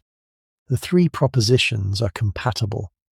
The historical literature has, on the whole, separated them. The man, in his interior, contained them all simultaneously. The military gift was real. It had been, in its essentials, the gift of a particular kind of mind, the mathematical mind, applied to the problem of the disposition of forces in space and time. He could see, on a battlefield, what other commanders could see only on paper. He could calculate, in his head, what other commanders calculated with quartermasters and aides. He could project, into the unfolding of an engagement, the consequences of decisions made 3 or 4 moves ahead, in the way that a great chess player projects the consequences of his 4th and 5th moves. He had, in addition to the calculating mind, the capacity to inspire that great commanders have to have if their calculations are to be carried out by armies of human beings rather than chessmen. The two qualities together, the mathematical eye and the inspirational presence, were the rare combination that the historians have, since his death, called genius. The word is, as words for such things tend to be, both correct and inadequate. The political construction was real also. The civil code that he commissioned has shaped the legal systems of 50 countries. The administrative structures he established, the prefectures, the lycees, the central police, the centralized tax system, have in their substance remained the structures of the French state down to the present day. The continental Europe of the 19th century was shaped in its political geography and its administrative habits by the patterns he established in the years of his empire, the Italy that emerged unified in 1861, the Germany that emerged unified in 1871, the Belgium that emerged independent in 1830, were all, in some measure, the consequences of the administrative and political reorganizations he had imposed on those territories during his control of them. The modern European nation-state, for better and for worse in its capacities for both administrative competence and administrative cruelty, is in considerable part his invention. The destruction was real as well, and it must be reckoned. The wars of his reign killed, by the most careful modern estimates, between 4 and 6 million people across Europe, soldiers and civilians, combatants and bystanders, the populations of the towns burned in his campaigns and the conscripts who died in his retreats. The Russian campaign of 1812 alone killed close to 500,000 men. The Spanish guerrilla war killed perhaps 300,000. The naval campaigns of the Long War with Britain killed perhaps 50,000 sailors of both navies. The civilian populations of the German states, of the Italian provinces, of the Polish territories, of the Iberian Peninsula, suffered casualties that the historians have not yet finally counted. The Napoleonic Wars were the deadliest European conflict between the religious wars of the 17th century and the world wars of the 20th. He had not started all of them. Several of them had been forced on him by coalitions he had not provoked. Several others he had initiated himself by political choices that he could have made differently. The responsibility, in its full historical weight, belongs partly to him and partly to the European political system within which he operated. Where the responsibility is his, it is large. Where the responsibility is the system's, the system itself was, in the moral assessment that is appropriate to it, the worse for him. These three things, the gift, the construction, the destruction, are what the historical figure means in the long view. They are not, however, what the private person was. The private person, beneath the historical apparatus, was a Corsican boy who had been raised in a tall stone house on the Rue Malherbe in Ajaccio, in a Mediterranean household where the language of the kitchen was Italian, and the religion of the parish was the conventional Catholicism of the 18th century Italian coast, who had been sent to school in a foreign country at the age of 9 without speaking the language of his classmates, who had taught himself the geometry of fortification by reading library books in his garrison evenings, who had fallen in love, in his 26th year, with an older widow of considerable elegance and inconsiderable virtue, who had been in the long middle of his life the busy administrator of a continental empire that had run on 6 hours of sleep a night and an indifferent diet, who had loved his young son with the absolute paternal seriousness of a man who had been formed by the early loss of his own father, who had carried into his Atlantic exile a working library of the French classics, and the memory of his mother's voice reading the Bible stories he had been raised on. He had been a man. He had been a man whose particular gifts had carried him further than the ordinary gifts of most men, in a historical moment that had presented him with opportunities most men do not have. He had also been a man whose private weaknesses had carried him down, in the end, to a damp house on a rock in the Southern Ocean, in conditions of confinement so petty that the great political questions of his career had been reduced, in the small administrative quarrels of his last years, to disputes about meat rations and the proper form of his name. The two facts about him are, like the gift and the destruction, simultaneously true. Neither cancels the other. Both have to be held together if the person is to be seen at all. And this evening, with you, he has been a boy in a Mediterranean house in Ajaccio in the August heat of 1769 again, with his mother in bed, having just borne him, and a 9-year-old at the gate of a Champagne military school not speaking a word of the language of the country he had just been deposited in, and a young captain of the artillery at the gun batteries of Toulon, in the December cold of 1793 with a British bayonet wound in his thigh, and a 26-year-old general in love with a widow at a salon in Paris in the autumn of 1795, and the young commander of the army of Italy writing absurd love letters from camp to a wife who was not faithful to him, and the emperor at his coronation in Notre Dame on the 2nd of December 1804, placing the crown on his own head and then on his wife's. And a 42-year-old commander of the largest army Europe had ever seen crossing the Niemen River into Russia in the high summer of 1812, with the assumption that he would be back in Paris by Christmas, and a man of 51 in a damp bedroom on a South Atlantic island, with his old officers in attendance and an Italian priest at the bedside, saying the names of the country and the woman that had been the central concerns of his life. You have lived every part of it with him, in the long, unbroken line of his 51 years. The empires he ruled are gone. The marshals are gone. The codes survive. The legend has been continuously rewritten by every generation since his death, and will continue to be. But you have known him now, for one evening, as the person he was when there was no audience watching him, when the daily business of his life had reduced itself to the things he actually cared about: the books, the campaigns, the wife, the son. The history books will give you the dates and the disasters. They will not, very often, give you the person. We have tried, this evening, to give you the person. The version of him that survives in the historical literature is not, in the end, the version of him you have spent these hours with. The official versions are too small. The Bonapartist version, the heroic founder of modern Europe, betrayed by the inferior politicians of his lifetime, is reductive. The British version, the Corsican tyrant, the personification of unrestrained ambition, the disturber of the European peace, is equally reductive.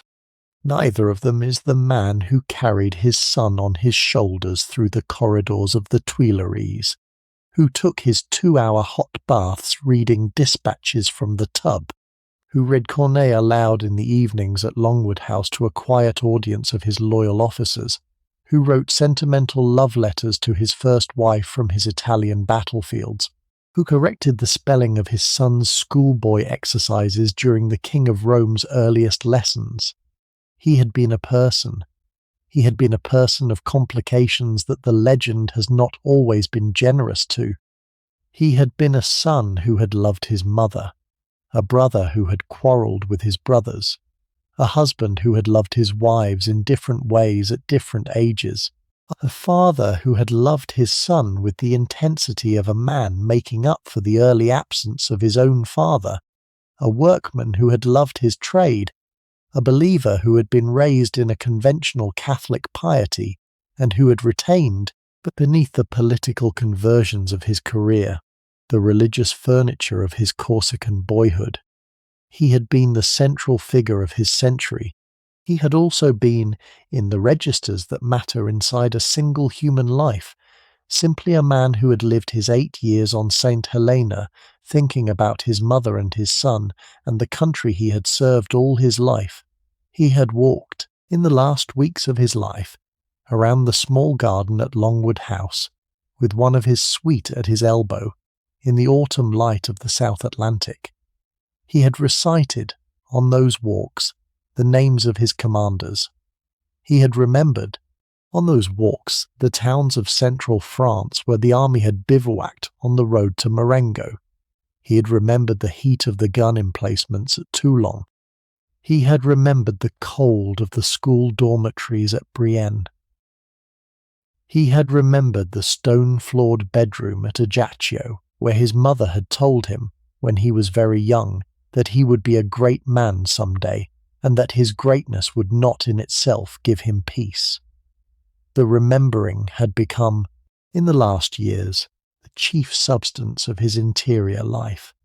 It had become the place to which he retreated when the British administration's daily provocations could no longer be borne.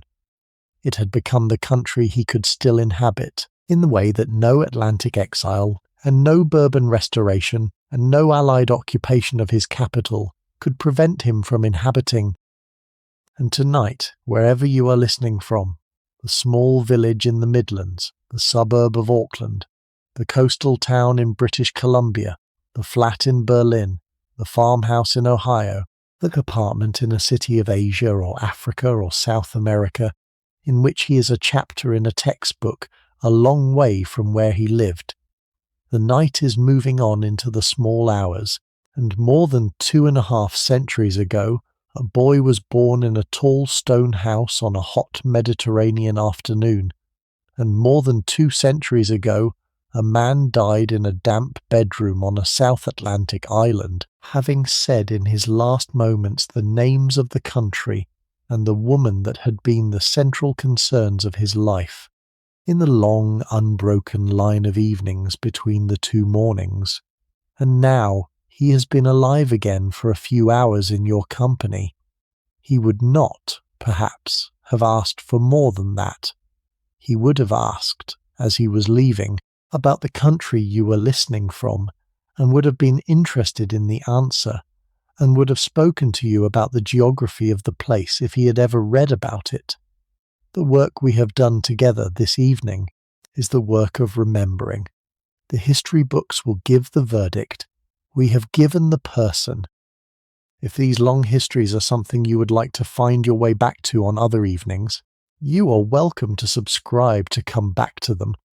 The way these evenings work is that there is always another one waiting. There will be other lives to walk through together in the long quiet hours when the day has been put aside. Sleep well, stay warm, be kind to the people in your house, and I will see you in the next one. Good night.